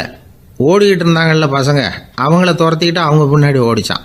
அதுதான் நாய்களுடைய சுபாவம். ஒரு நாய் நம்மளை நேருக்கு நேர் முறைச்சி பார்க்குதுன்னு வச்சுங்க, நாமளும் அதை முறைச்சி பார்க்கக்கூடாது. நாம் வேறு பக்கம் எங்கேயாவது பார்க்க ஆரம்பிச்சிடணும். ஒரு நாய் வந்து கோபமாக இருந்ததுன்னா அதோட வால் வந்து உறுதியாக நேராக நிற்கும். ஒரு நாய் பணிந்து போனால் அல்லது பயந்து போனால் அது தன்னோட வாலை காலுக்கு நடுவில் வச்சுக்கும். ஒரு நாய் நம்மளை பார்த்து பயந்து நிற்கிதுன்னு வச்சுங்க, அதனால் நமக்கு ஆபத்து இல்லைன்னு நினச்சிடக்கூடாது. உங்களை பார்த்துட்டு ஒரு நாய் ஒடுங்குச்சுன்னா நீங்கள் விலகி போயிடணும் அப்படின்னு அது நினைக்கிது. நிறைய பேர் பயந்து போன நாயால் கடிபடுறாங்க. இவன் நம்மளை விட பெரிய ஆள், மாட்டிக்கிட்டோம், வேறு வழி இல்லை அப்படிங்கிற நினப்பில் தான் நாய் வந்து கடிக்க ஆரம்பிக்குதான். இதே மாதிரி சங்கிலியால் கட்டி போடப்பட்டிருக்கிற நாயும் ஆபத்தானது தான். தொடர்ந்து கட்டி போட்டிருந்தா காலப்போக்கில் அது ஒரு மாதிரி ஆகிடும். நாய் வந்து குழந்தைகளை கடிக்காது அப்படின்னு சில பேர் சொல்லுவாங்க. அதுவும் ஒரு தவறான நம்பிக்கை. அதனால் சின்ன குழந்தைகளை தனியாக நாயோட விளையாட விடக்கூடாது. ஆகக்கூடி நாயை பற்றி நிறைய விஷயம் புரிஞ்சுக்க வேண்டியிருக்குது. ஒருத்தர் தன்னுடைய நண்பர் வீட்டுக்கு போயிருந்தார். அவசியம் எங்கள் வீட்டில் சாப்பிட்டுட்டு தான் போகணும் அப்படின்னு ரொம்ப அன்பாக சொல்லிவிட்டார். அதை மீற முடியல இவரால். சரின்னு உட்காந்துட்டார். சாப்பாடு போட்டாங்க, சாப்பிட ஆரம்பித்தார். அவங்க வீட்டில் கட்டி போட்டிருந்த நாய்க்குட்டி இவர் சாப்பிட்றத முறைச்சி பார்த்துது. ஏன் இப்படி என்ன இது முறைச்சி பார்க்குது உங்கள் வீட்டு நாய்க்குட்டி அப்படின்னு அவர் கேட்டார். அப்போ அவங்க சொன்னாங்களாம், அதுக்கிட்ட ஒரு கெட்ட பழக்கங்க, தன்னோட தட்டில் யார் சாப்பிட்டாலும் அது அப்படி தான் முறைச்சி பார்க்கும் அப்படின்னாரா அவர்.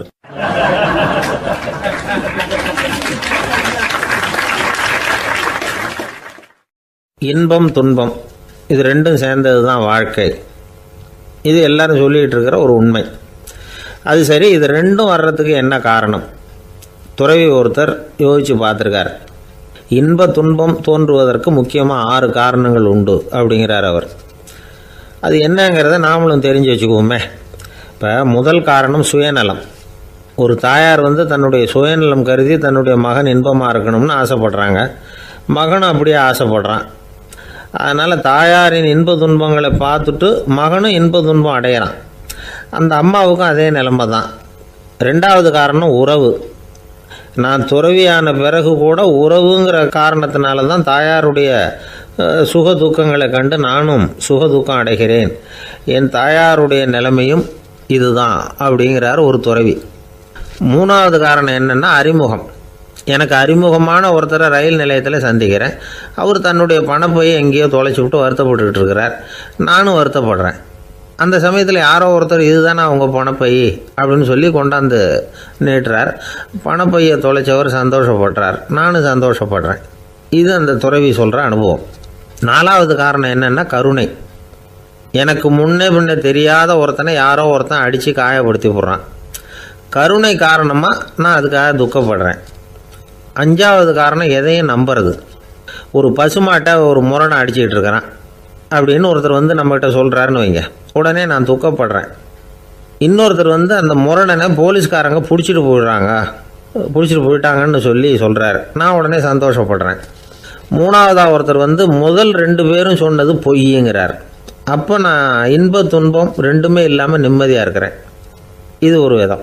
அடுத்தது 6வது காரணம் என்னென்னா தன்மயமாகுதல். ஒரு நாவல் படிச்சுக்கிட்டு இருக்கிறோம், அதில் வர்ற பாத்திரங்களோடு நாம் ஒன்றி போயிடுறோம். அதில் வர்ற பாத்திரங்கள் சிரிச்சுதுன்னா நாமளும் சிரிக்கிறோம், அது அழுதுன்னா நாமளும் அழறோம்.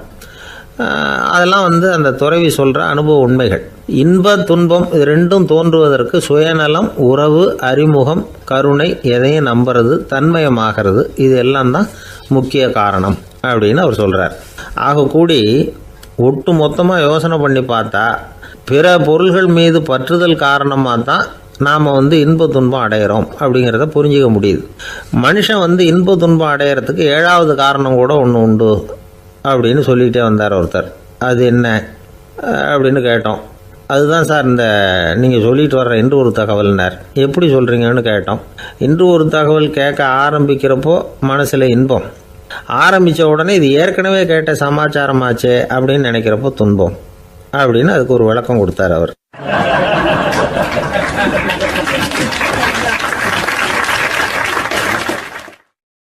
இன்றைக்கு பல பேர் உயில் எழுதி வைக்கிறாங்கல்ல. இந்த உயில்னா என்ன? அதாவது ஒரு நபர் தனக்கு பின்னாடி தன்னுடைய சொத்துக்கள் யாருக்கு போய் சேரணும்னு நினைக்கிறாரோ அந்த நினைப்பை சட்டப்படி உறுதிப்படுத்துறது தான் உயில். சரி, உயிலை யார் எழுதலாம்? 18 வயசு பூர்த்தியான யாரும் உயில் மூலமாக சொத்துக்களை விநியோகிக்கலாம். கண் பார்வை இல்லாதவங்க, காது கேளாதவங்க, வாய் பேச முடியாதவங்க, இவங்கெல்லாம் கூட உயில் எழுதி வைக்கலாம். புத்தி சுவாதீனம் இல்லாதவங்க கூட சில சமயம் புத்தி தெளிவாக இருந்தால் உயில் எழுதலாமா. குடிபோதையில் இருக்கிறவங்க, தாங்கள் என்ன செய்கிறோங்கிறது தெளிவாக அறிய முடியாதவங்க, நோய் நொடியில் இருக்கிறவங்க, இவங்கெல்லாம் உயில் எழுத முடியாது. ஒருத்தரை நிர்பந்தப்படுத்தி ஏமாற்றி அல்லது சுய நினைவில்லாத ஒருத்தர்கிட்ட எழுதி வாங்கி வைக்கிற உயில் செல்லாது. உயிலை இந்த முறையில் தான், இந்த படிவத்தில் தான் எழுதணும்னு சட்டத்தில் விதி எதுவும் கிடையாது. இதுக்கு முத்திரை கட்டணமும் கிடையாது. உயிலை வெற்று காகிதத்தில் எழுதலாம். அச்சு அடிக்கணும், டைப் அடிக்கணுங்கிற அவசியம் கூட இல்லை. கையாலேயே கூட எழுதலாம். எழுதி இருக்கிறது புரியணும், அவ்வளவுதான். குறைந்தபட்சம் 2 சாட்சிகளை வச்சுக்கிட்டு உயில் எழுதுகிறவர் அதில் கையெழுத்து போடணும். கையெழுத்து போட தெரியாதுன்னா இடது கை பெருவிரல் ரேகை வைக்கலாம். உயில் சாசனத்துக்கு சாட்சிகள் கையெழுத்து இல்லைன்னாலும் அது செல்லாது. அப்புறம் ப்ரிவிலேஜ்டு வில் அப்படின்னு இருக்கு. அதுக்கு மட்டும் சாட்சிகள் தேவையில்லை. அது என்னென்னா, இந்த விமானப்படை, கப்பல் படை அல்லது யுத்தத்தில் பணிபுரியும் நபர்கள் அவங்கெல்லாம் இருக்கிறாங்க இல்லையா, அப்படிப்பட்டவங்க எழுதுகிற உயில் அது. அதுக்கு சில விசேஷ சலுகைகள் உண்டு. ஒருத்தர் முதல்ல ஒரு உயில் எழுதி வைக்கிறார், அதுக்கப்புறம் மனசு மாறி போகுது, அது வேணாம்னு நினைக்கிறார், ரத்து செஞ்சுடலாம். அதுக்கப்புறம் வேறு உயிலும் எழுதலாம். உயிரோடு இருக்கிற வரைக்கும் எத்தனை தடவை வேணும்னாலும் உயில் எழுதலாம். கடைசியாக எழுதப்பட்ட உயில் சட்டப்படி சரியாக இருந்தால் அதுதான் அமலுக்கு வரும். சரி, எழுதுகிற உயிலை ரகசியமாக வச்சுருக்கிறது எப்படி? இது ஒரு கேள்வி. இதுக்கு என்ன செய்யணும்னா, ஒருத்தர் உயிலை எழுதினதுக்கு அப்புறம் அவர் தானாவோ அல்லது அங்கீகரிக்கப்பட்ட முகவர் மூலமாகவோ, அதாவது ஒரு ஏஜெண்ட் மூலமாகவோ, ஒரு கவரில் போட்டு சீல் வச்சு கவர் மேலே தன்னுடைய பெயரை எழுதி அல்லது அந்த ஏஜெண்ட் பெயரை எழுதி கவர் மேலே என்ன அடக்கம் செய்யப்பட்டிருக்கு, உள்ளே என்ன இருக்குது அப்படிங்கிற விவரம்லாம் எழுதி சார் பதிவாளர்கிட்ட ஒப்படைக்கலாம். இதுக்கு கட்டணம் உண்டு. அதுக்கப்புறம் எப்போ தேவைப்படுதோ அப்போ ஒரு மனு கொடுத்து அந்த கவரை திரும்ப வாங்கிக்கலாம். இப்போ எழுதுகிற உயிலை இவ்வளவு நாளுக்குள்ளே பதிவு செய்யணுங்கிற கால வரையறை உண்டா அப்படின்னு ஒரு கேள்வி வரலாம் இல்லையா? எப்போ வேணும்னாலும் பதிவு செய்யலாம். நம்மால் ஒருத்தர் ஒரு நாள் ரொம்ப அவசரமாக வந்தார். இந்த உயில் எழுதுறது சம்பந்தமாக பூரா விவரமாக எனக்கு உடனே தெரியணும்னார். நான் உடனே அவரை வக்கீல் ஒருத்தர்கிட்ட அழைச்சிட்டு போனேன். இவர் அவர்கிட்ட எல்லா விவரமும் கேட்டு தெரிஞ்சுக்கிட்டார். ரொம்ப தேங்க்ஸ்ன்னு சொல்லிவிட்டு 2 பேரும் வெளியில் வந்தோம். அதுக்கப்புறம் இவர்கிட்ட கேட்டேன், ஆமாம் இவ்வளவு விவரமாக கேட்குறீங்களே, உங்களுக்கு எத்தனை பிள்ளைங்க சார் அப்படின்னு கேட்டேன். 6 பேர் சார் அப்படின்னார். சரி, இருக்கிற சொத்து எவ்வளவுன்னு கேட்டேன். அதை இனிமே தான் சம்பாதிக்க போகிறேன் அப்படின்னார்.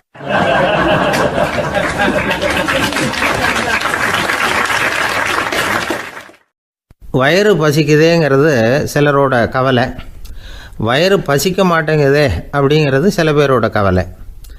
2 விதமான கவலைக்கும் வயிறு தான் காரணமாக இருக்குது. வயிறு பசிச்சதுன்னா அது இயற்கை, வயிறு பசிக்கலைன்னா அது வியாதி.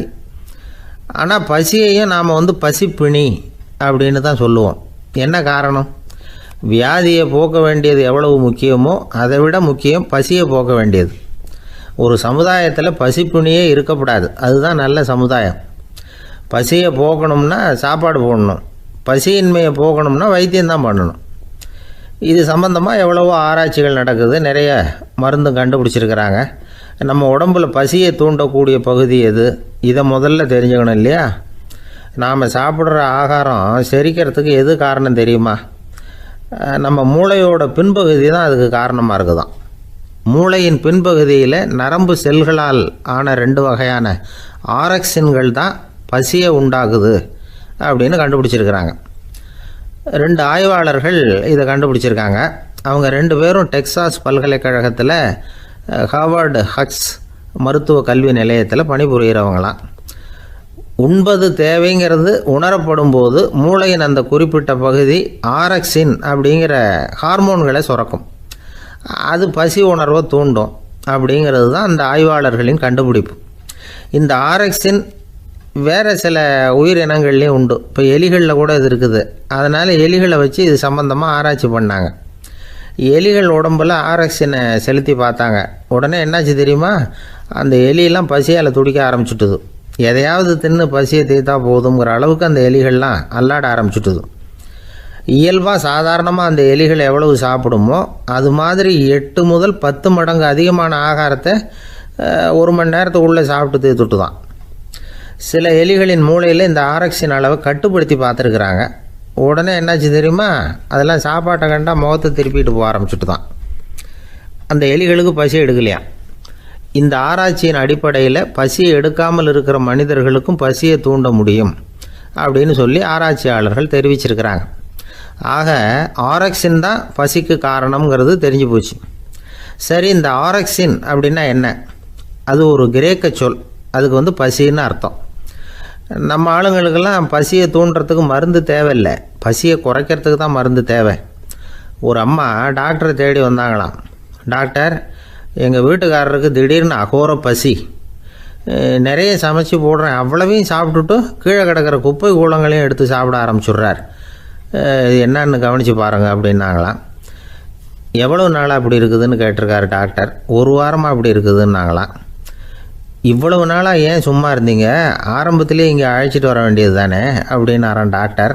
அது ஒன்றும் இல்லை டாக்டர், வீடு பூரா சுத்தமாகட்டுமேன்னு பார்த்துக்கிட்டு இருந்தேன் அப்படின்னாங்களாம் அந்த அம்மா.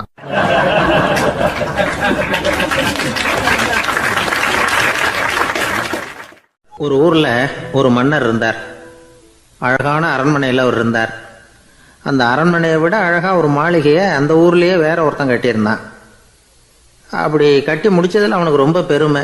எத்தனையோ செல்வந்தர்கள்லாம் வந்து பார்த்துட்டு, இந்த மாளிகையை விலைக்கு கொடுத்துட்றியா, எவ்வளோ விலை சொன்னாலும் சரி நாங்கள் வாங்கிக்கிறதுக்கு தயாராக இருக்கோம் அப்படின்னு சொல்லி கேட்டு பார்த்துட்டாங்க. நான் இதை விற்கிறதுக்கு தயாராக இல்லை அப்படின்னு சொல்லிவிட்டான். அவ்வளவு சிறப்பாக கலை அம்சத்தோடு அதை கட்டி முடிச்சிருக்கிறான். அதுவே ஒரு பெரிய அரண்மனை மாதிரி இருந்ததுன்னா பார்த்துங்களேன். சுற்றிலும் அழகான பூந்தோட்டம். ஒரு நாள் அவன் எங்கேயோ வெளியூர் போயிட்டு திரும்பி வந்துக்கிட்டு இருக்கிறான். அப்போது அந்த மாளிகை தீப்பெற்றி எரிஞ்சிக்கிட்டு இருக்கு. பதறி போட்டான். விலைக்கு கேட்டவங்க யாராவது இதை செஞ்சுருக்கணும், இல்லைன்னா மன்னரே செய்த சதியோ என்னவோ, இப்படிலாம் அவனுக்கு சந்தேகம். ஒரு மூலையில் உட்காந்து அழ ஆரம்பிச்சிட்டான். அந்த சமயத்தில் அவனுடைய மகன் அங்கே ஓடி வந்தான். அப்பா அழாதீங்க, இதை நான் நேற்று ராத்திரியே நம்ம ஊர் மன்னருக்கு விற்றுட்டேன். இதை கட்டி முடிக்க நமக்கு எவ்வளவு செலவாச்சோ அதை போல் 3 மடங்கு விலைக்கு விற்றுட்டேன், கவலைப்படாதீங்க, இதை விட அழகான மாளிகையை நாம் புதுசாக கட்டிக்கலாம்னா. இதை கேட்டதும் அழுதுகிட்டு இருந்தவன் அழுகையை நிறுத்தினான், சிரிக்க ஆரம்பிச்சிட்டான். இதே இடத்த நான் மன்னர்கிட்ட இருந்து விலைக்கு வாங்குவேன், இதை விட அழகான மாளிகையை கட்டுவேன் அப்படின்னு சுற்றி நின்று எல்லார்கிட்டையும் சொல்லிக்கிட்டு இருந்தான். இந்த சமயத்தில் அவனோட இளைய மகன் ஓடி வந்தான். அப்பா, அண்ணன் சொன்னதெல்லாம் சரிதான், மன்னர்கிட்ட விலை பேசினதெல்லாம் உண்மைதான், ஆனால் விற்றது பேச்சு அளவில் தான். இனிமே தான் பத்திரம் வாங்கணும், எழுதணும், நீங்கள் கையெழுத்து போடணும், பதிவு பண்ணணும், மன்னர்கிட்ட பணம் வாங்கணும், அதுக்காகத்தான் உங்களை எதிர்பார்த்துக்கிட்டு இருந்தோம், அதுக்குள்ளே இப்படி ஆயிட்டுதுன்னா. இப்போ சிரிச்சுக்கிட்டு இருந்தாவன் சிரிப்பை நிறுத்தினான். மறுபடியும் குழந்தை மாதிரி அழ ஆரம்பிச்சிட்டான். இது ஒரு சம்பவம். இதிலிருந்து என்ன தெரியுது? அந்த அழகான மாளிகை தன்னுடையது அப்படின்னு நினைக்கும் பொழுது அவனுக்கு அழுகை வந்தது. அது தன்னுடையது இல்லை அப்படின்னு நினைக்கிற போது சிரிப்பு வந்தது. மறுபடியும் அது தன்னுடையது தான் அப்படிங்கிற உணர்வு வரும்பொழுது அழுகை.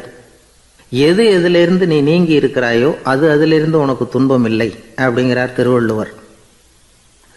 இந்த உடம்பு என்னுடையதில்லை அப்படிங்கிற உணர்வு வந்துட்டா அது ஒரு பெரிய நிலை. அந்த நிலை வரணும். எல்லாத்தையும் பயன்படுத்திக்கலாம், ஆனால் பற்றில் விழுந்துடக்கூடாது. உலகத்தில் இருங்கள், ஆனால் உலகத்தவராக இருக்காதீர்கள். உலகிற்குள் இருங்கள், உலகம் உங்களுக்குள் வந்துவிட அனுமதிக்காதீர்கள். விலகி இருங்கள், விழித்திருங்கள், மௌனமாய் பார்த்திருங்கள் அப்படிங்கிறது சான்றோர் கருத்து. செய்ய வேண்டிய கடமையிலிருந்து விலகி இருக்கிறவர்கள் நம்மகிட்ட நிறைய பேர் உண்டு. அப்படிப்பட்ட ஒருத்தர் டாக்டர்கிட்ட போனார். டாக்டர், நான் ஒரு கவர்மெண்ட் ஆஃபீஸில் வேலை பார்க்குறேன், எனக்கு ஒரே அசதியாக இருக்குது, என்னை சோதிச்சு பாருங்கள், ஆலோசனை சொல்லுங்கள் ஏதாவதுன்னார். டாக்டர் அவரை பரிசோதனை பண்ணி பார்த்துட்டு சொன்னார், இதோ பாரு, உனக்கு இப்போ தேவைப்படுறது முழு ஓய்வு. நீ எவ்வளவு சீக்கிரமாக ஆஃபீஸுக்கு போறியோ அவ்வளவுக்கு உனக்கு நல்லது அப்படின்னாராம்.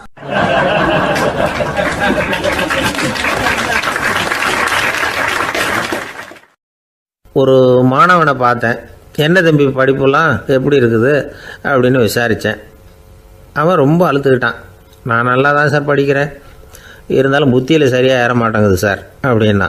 சரி, இவனும் நம்ம ரகம்தான் அப்படின்னு சொல்லி முடிவு பண்ணிட்டோம். கல்வி கற்கக்கூடிய ஒரு மாணவன் சம்பந்தப்படுற புத்திகள் பல வகை.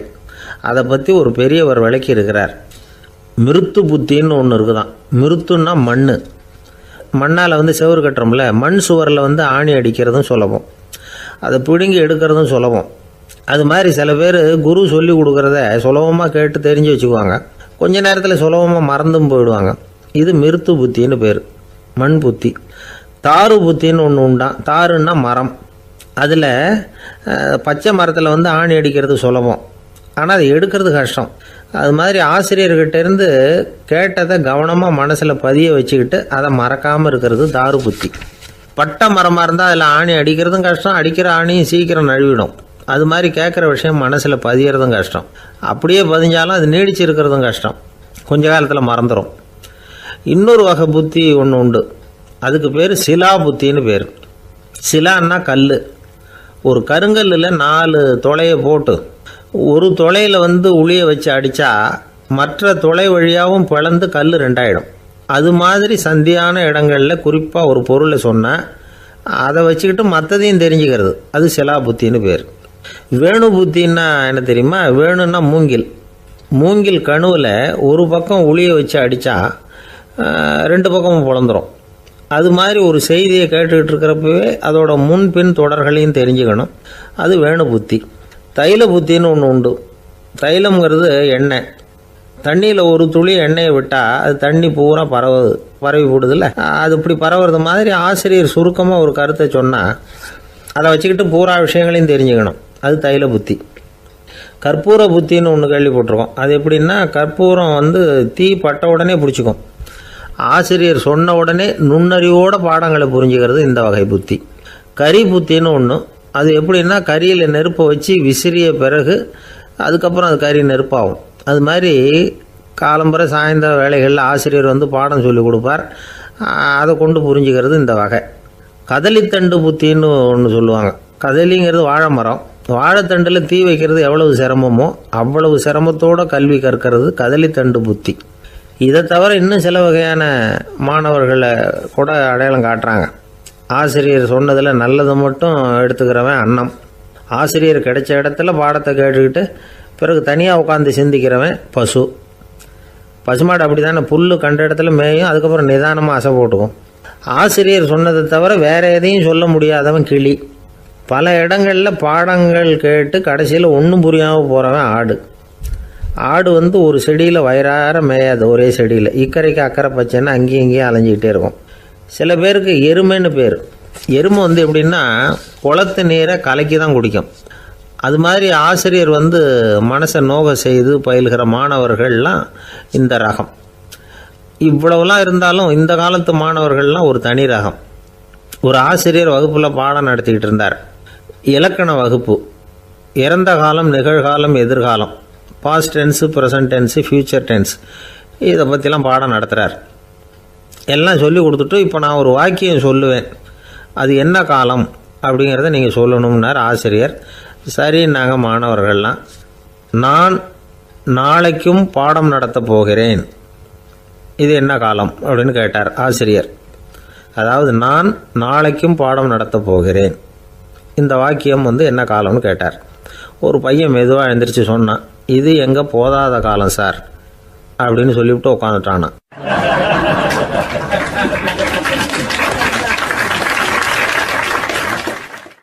ஒரு ஊரில் ஒரு ஆள் இருந்தான்.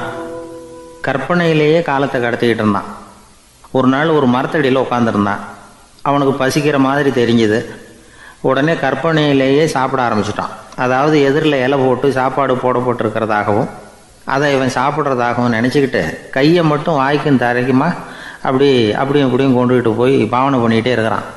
தூரத்தில் இருந்து பார்க்குறவங்களுக்கு இவன் ஏதோ பலமான விருந்து சாப்பிட்டுக்கிட்டு இருக்கிறான் அப்படின்னு தான் தோணும். அது மாதிரியே பண்ணிக்கிட்டு இருந்தான். அந்த வழியாக ஒரு சன்னியாசி வந்துக்கிட்டு இருந்தார். இவனை பார்த்தார். என்ன இவன் இப்படி பண்ணிகிட்டு இருக்கிறானே அப்படின்னு நினச்சாரு.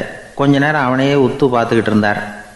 இவரை பார்த்ததும் அவன் இன்னமும் சுவாரஸ்யமாக சாப்பிட ஆரம்பிச்சிட்டான். அப்பப்பா, என்ன இது, இந்த குழம்பு இவ்வளவு காரமாக இருக்குது, என்னுடைய நாக்கே எரிஞ்சு போடும் போல இருக்கே அப்படின்னு சொல்லிக்கிட்டு பக்கத்தில் ஒரு குவளையை எடுத்து தண்ணி குடிக்கிறது மாதிரி பாவனை பண்ணுறான். அப்பாடா, இப்போ கொஞ்சம் பரவாயில்ல அப்படின்னு சொல்லிக்கிட்டு குவளையை கீழே வைக்கிறது மாதிரி ஒரு பாவனை பண்ணுறான். சன்னியாசி பார்த்தார். என்னப்பா, சாப்பாட்டில் காரம் அதிகமோ அப்படின்னார். ஆமாம் சுவாமி, ஞாபகம் மறதியில் கொஞ்சம் மிளகாய் அதிகமாக சேர்த்துக்கிட்டேன் அப்படின்னா. சரி சாப்பிடு அப்படின்னு சொல்லிவிட்டார். அவன் சாப்பிட்டு முடிக்கிற வரைக்கும் பொறுமையாக உட்காந்துருந்தார். அவன் அப்பாடா அப்படின்னு சொல்லிட்டு மறுபடியும் தண்ணியை எடுத்து குடித்தான். எல்லாம் கற்பனையிலேயே. அதுக்கப்புறம் சன்னியாசி பேச ஆரம்பித்தார். இதை பாருப்பா, உன்னுடைய கற்பனையை நான் மெச்சுறேன். இருந்தாலும் உன் சாப்பாட்டில் ஒரு இனிப்பையும் வச்சுருக்கலாமே, ஏன் மிளகாயை அளவுக்கு அதிகமாக போட்டுவிட்டு அவஸ்தைப்படுறேன் அப்படின்னார். அவன் யோசிக்க ஆரம்பித்தான். அதுக்கப்புறம் இவர் சொன்னார், இதை பாருப்பா, இனிமேல உன்னுடைய கற்பனையும் உயர்ந்ததாக இருக்கட்டும் அப்படின்னு உபதேசம் பண்ணிவிட்டு போனார். எப்பவும் உயர்வை பற்றியே சிந்திக்கணும். உயர்வு கிடைக்கலன்னா கூட அப்படி சிந்திக்கிறத நிறுத்தப்படாது அப்படிங்கிறார் திருவள்ளுவர். உள்ளுவது எல்லாம் உயர் உள்ளல், மற்ற அது தள்ளினும் தள்ளாமை நேர்த்து. ஊக்கம் இல்லாமல் உலகத்தில் வாழ்ந்து பிரயோஜனம் இல்லை. அதனால் உயர்வாகவே சிந்திக்கணும். அது நம்மளை ஊக்கப்படுத்தும். இது பெரியோர் வாக்கு. இந்த உலகத்தில் கற்பனையிலேயே வாழ்கிற சில கஞ்சர்களும் உண்டு. அதாவது 2 கஞ்சர்கள், 2 பேரும் பக்கத்து ஊரில் இருந்தாங்க. பொங்கல் சமயம் ஒரு கஞ்சன் தன்னுடைய மகனை கூப்பிட்டான். இதை பாருப்பா, பக்கத்து ஊரில் என்னுடைய நண்பன் ஒருத்தன் இருக்கிறான், அவனுக்கு பொங்கல் பரிசு ஏதாவது கொடுக்கணும். நான் ஒரு 4 ஆட்டுக்குட்டியை தரேன், நீ கொண்டுகிட்டு போய் கொடுத்துட்டு வந்து விடுறியா அப்படின்னு கேட்டான். சரி, நான் புள்ள ஒரு பைய கையில் எடுத்துக்கோன்னா. அவன் எடுத்துக்கிட்டான். இந்த ஆட்டுக்குட்டி பிடிச்சிக்கோ அப்படின்னு சொல்லி ஒவ்வொன்றா போடுறேன் பார் அப்படின்னு சொல்லிட்டு 1 2 3 4 அப்படின்னு எண்ணிக்கிட்டே வெறும் சைகையாலேயே ஆட்டுக்குட்டியை பிடிச்சி போடுறது மாதிரி பாவனை பண்ணிகிட்டு இருக்கிறான். அவன் பிள்ளையும் அது ரொம்ப அக்கறையாக வாங்கிக்கிறது மாதிரி வாங்கிக்கிட்டு அந்த பையை தூக்கிக்கிட்டு அடுத்த ஊருக்கு போகிறான். இவன் அங்கே போய் சேர்ந்த நேரத்தில் அந்த கஞ்சன் ஊரில் இல்லை, எங்கேயோ வெளியில் போயிருக்கிறான். அவனோட புள்ள மட்டும்தான் வீட்டில் இருந்தான். இவன் அவன்கிட்ட, இதை பாரு, எங்கள் அப்பா உங்கள் அப்பாவுக்கு ஆட்டுக்குட்டி கொடுத்து அனுப்பியிருக்கிறாரு, பிடிச்சிக்கோ அப்படின்னு சொல்லி பாவனையிலேயே ஒவ்வொன்றா எடுத்து அவங்ககிட்ட கொடுத்துட்டான். அவனும் வாங்கிட்டான் வாங்கிறது மாதிரி.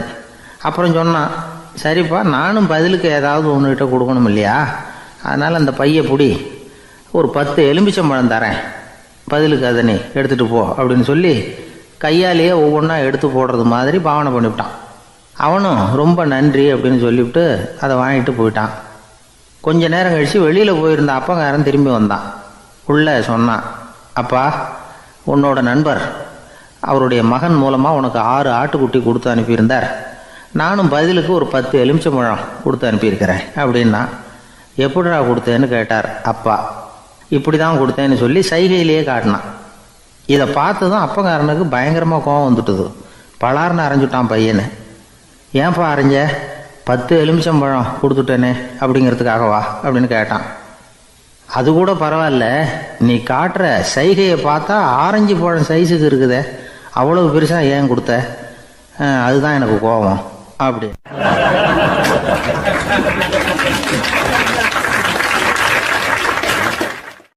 ஒருத்தர் ஓடி வந்தார்.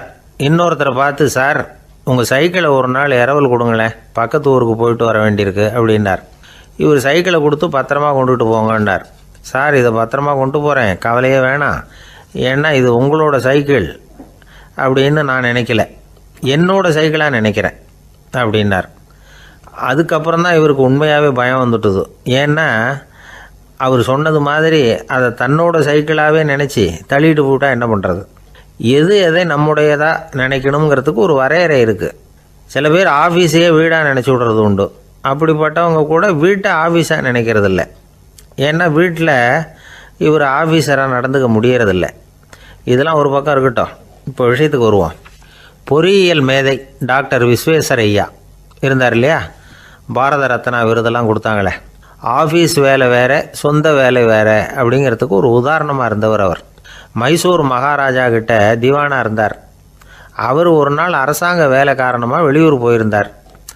ஹாசன்கிற ஊருக்கு பக்கத்தில் ஒரு பயண மாளிகை, அங்கே தங்கிவிட்டார். ராத்திரி அங்கே தங்கி இருந்துட்டு விடிஞ்சதும் ஊருக்கு திரும்புறதாக திட்டம். ராத்திரி தூங்கிறதுக்கு ரொம்ப நேரம் ஆகிட்டுது. ரொம்ப நேரம் வரைக்கும் அரசாங்க சம்பந்தப்பட்ட வேலைகளையே பார்த்துக்கிட்டு இருக்கிறார். அரசாங்க ஃபைல்கள் நிறைய இருந்தது. அதையெல்லாம் ஒவ்வொன்றா எடுத்தார், படித்து பார்த்தார், பரிசீலனை பண்ணார். அதில் எழுத வேண்டியதை எழுதினார், கையெழுத்து போட்டார். ஒரு வழியாக அந்த வேலையெல்லாம் முடிஞ்சுது. அதுக்கப்புறம் என்ன பண்ணார்னா, தன்னுடைய சூட்கேஸை திறந்தார். அதிலேருந்து 2 மெழுகுவத்தியை எடுத்து கொளுத்தி வச்சார். அந்த பயண மாளிகையில் அது வரைக்கும் எரிஞ்சிக்கிட்டு இருந்த மின்சார விளக்குகளை அணைச்சிட்டார். அதுக்கு பிறகு அந்த மெழுகுவத்தி வெளிச்சத்தில் சில புத்தகங்களை தொடர்ந்து படிக்க ஆரம்பிச்சிட்டார். அந்த பயண மாளிகையில் பணியாளராக இருந்தவர் இதை பார்த்துட்டு ஓடி வந்தார். மறுபடியும் மின் விளக்கு போடுறதுக்காக போனார். விஸ்வேஸ்வரய்யா அதை பார்த்துட்டு போட வேணாம்ட்டாராம். இது வரைக்கும் நான் அரசாங்க அலுவல்களை கவனிச்சிக்கிட்டு இருந்தேன், அதனால் மின் விளக்குகள் அப்போ எரிஞ்சதில் தப்பு இல்லை. இப்போ நான் புத்தகம் படிச்சுக்கிட்டு இருக்கேன், இது என்னுடைய சொந்த வேலை. இங்கே இருக்கிற மின் விளக்கு அதுக்காக ஏன் எரியணும் அப்படின்னு கேட்டாராம். இப்போ இருக்கிற சில அரசு பணியாளர்கள்கிட்ட இந்த சம்பவத்தை பேச்சோட பேச்சாக சொல்லி பார்த்தேன். அவங்களால இதை ஜீரணிக்கவே முடியல. நேர்மை தேவை தான் சார், அதுக்காக அவ்வளவு தூரத்துக்கு அது தேவையா அப்படிங்கிறாங்க. விஸ்வேஸ்வரய்யா அப்படி பண்ணினது தான் ஒரு நேர்மையாளர் அப்படின்னு இந்த உலகத்துக்கு நிரூபிக்கணுங்கிறதுக்காக இல்லை. தான் அப்படி நடந்து காட்டினா தன்னை சுற்றி இருக்கிறவங்களும் அதை கேள்விப்படுறவங்களும் முடிஞ்ச அளவுக்கு பொது வாழ்க்கையில், அரசு பணியில் நேர்மையை கடைபிடிக்க முயற்சி பண்ணலாமே அப்படிங்கிறதுக்காகத்தான். இப்போவும் சில பேர் இருக்கிறாங்க, இவங்க ஆஃபீஸ் வேறு வீடு வேறேன்னு நினைக்கிறதில்ல, அவ்வளோ உரிமை. ஒருத்தர் அப்படி தான், அவருக்கு அவசரமாக 5000 ரூபா தேவைப்பட்டது. ஆஃபீஸு பணத்தை எடுத்துக்கிட்டார். அந்த நேரம் பார்த்து ஆடிட் வந்துட்டுது. ஆப்பிட்டுக்கிட்டார். விசாரணை நடக்குது. அவர் சொல்கிறார், சார் நான் நேரம் காலம் பார்க்காம ஆஃபீஸில் வேலை செய்வேன், ஏன்னா அதை என்னோடய ஆஃபீஸாக நினைக்கிறேன். அவசரத்துக்கு அந்த பணத்தை எடுத்தேன், மறுபடியும் வச்சுடலாம்னு தான் இருந்தேன், அதுக்குள்ளே இப்படி ஆகிட்டுது. நீங்கள் என்ன நினச்சாலும் சரி, நான் ஆஃபீஸ் வேறு வீடு வேறு அப்படின்னு நினைக்கிறதில்ல, அது என்னோடய சுபாவம் அப்படின்னார். விசாரணை பண்ணவர் தீர்ப்பு வழங்கினார். உங்கள் சுபாவத்துக்கு மதிப்பு கொடுத்து நானும் தீர்ப்பு வழங்குறேன். நீங்கள் கொஞ்ச நாள் ஜெயிலில் இருந்துட்டு வாங்க, அது உங்களுக்கு கஷ்டமாக இருக்காதுன்னு நினைக்கிறேன். ஏன்னா அங்கே போனாலும் நீங்கள் உங்கள் சுபாவப்படி வீடு வேற ஜெயில் வேறன்னு நினைக்க மாட்டீங்க அப்படின்னாராம்.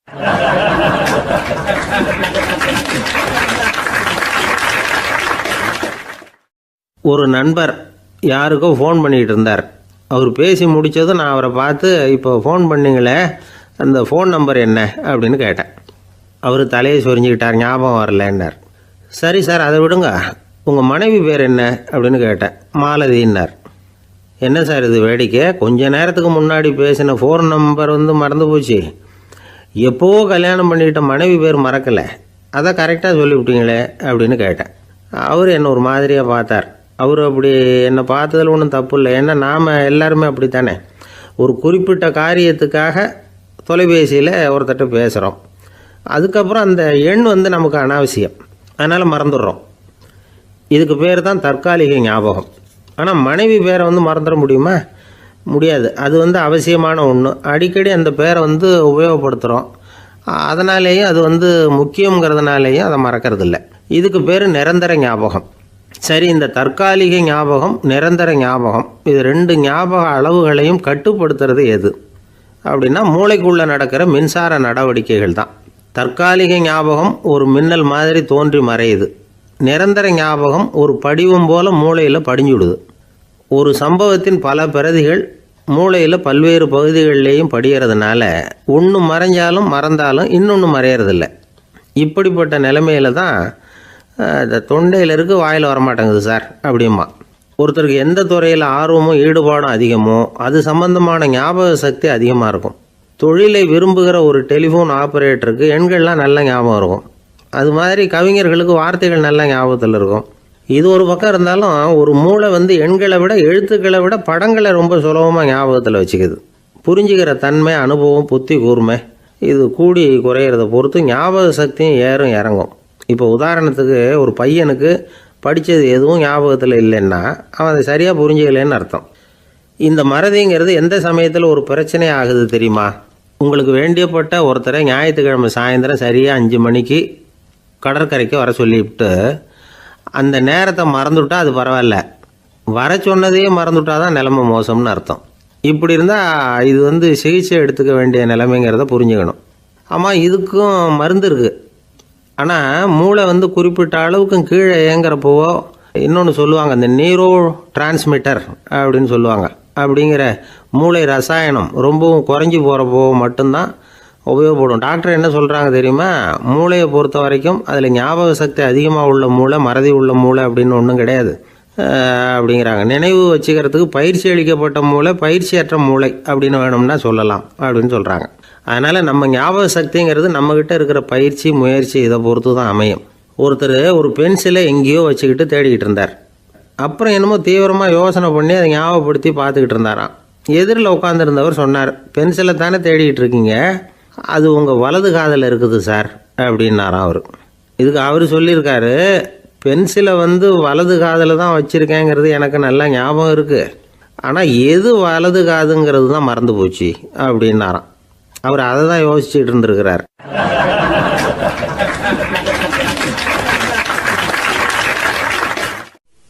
ஒரு நாள் ஒரு நண்பரை சந்தித்தேன். உங்கள் வீடு எதுன்னு உங்களுக்கு தெரியுமா சார்ன்னு. அவர் என்னை ஒரு மாதிரியாக பார்த்தார். அப்புறம் சொன்னார், தெரியும் அப்படின்னாரு. சரி, உங்கள் தொலைபேசி எண் உங்களுக்கு தெரியுமான்னு. அதுவும் தெரியும்னார். உங்கள் மனைவி மக்கள் யார் யாருன்னு உங்களுக்கு தெரியுமான்னு கேட்டேன். என்ன ஒரு மாதிரியாக பார்த்தார். அப்புறம் சொன்னார், அதுவும் தெரியும் சார் அப்படின்னார். சரி, நீங்கள் யாருன்னு உங்களுக்கு தெரியுமான்னு கேட்டேன். இப்போ தான் அவர் முழிக்க ஆரம்பித்தார். அவர் மட்டும் அப்படி இல்லை, நாம் எல்லாருமே அப்படி தான்.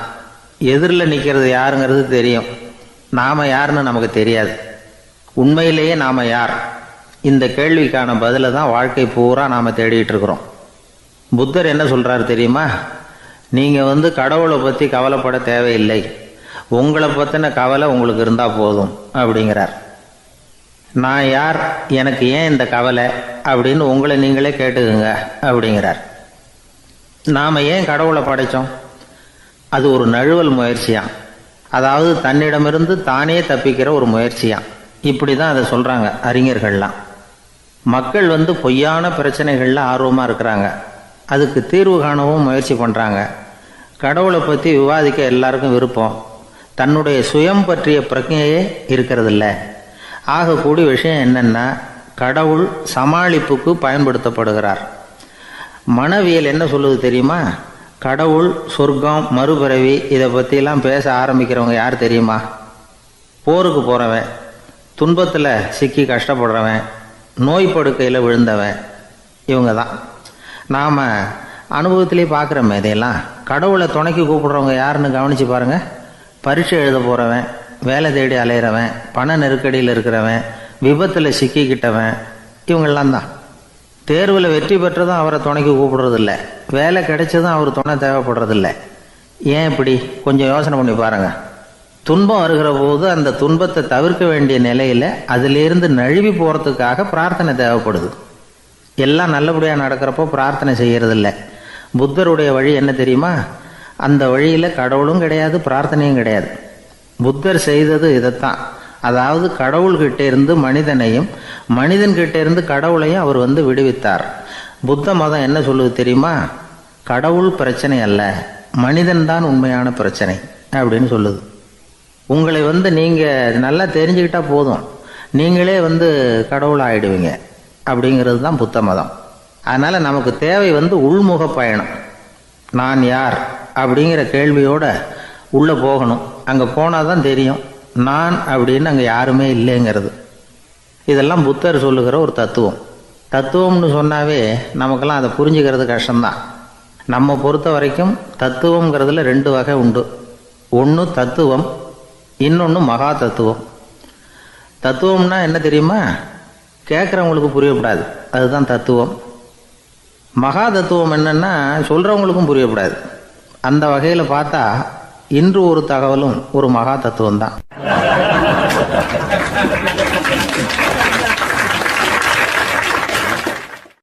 எனக்கு ஒரு உதவி செய்யணும் அப்படின்னு நம்மளை பார்த்து ஒருத்தர் கேட்குறாருன்னு வச்சுங்களேன், உடனே நாம் அவரை பார்த்து என்ன உதவின்னு கேட்போம்.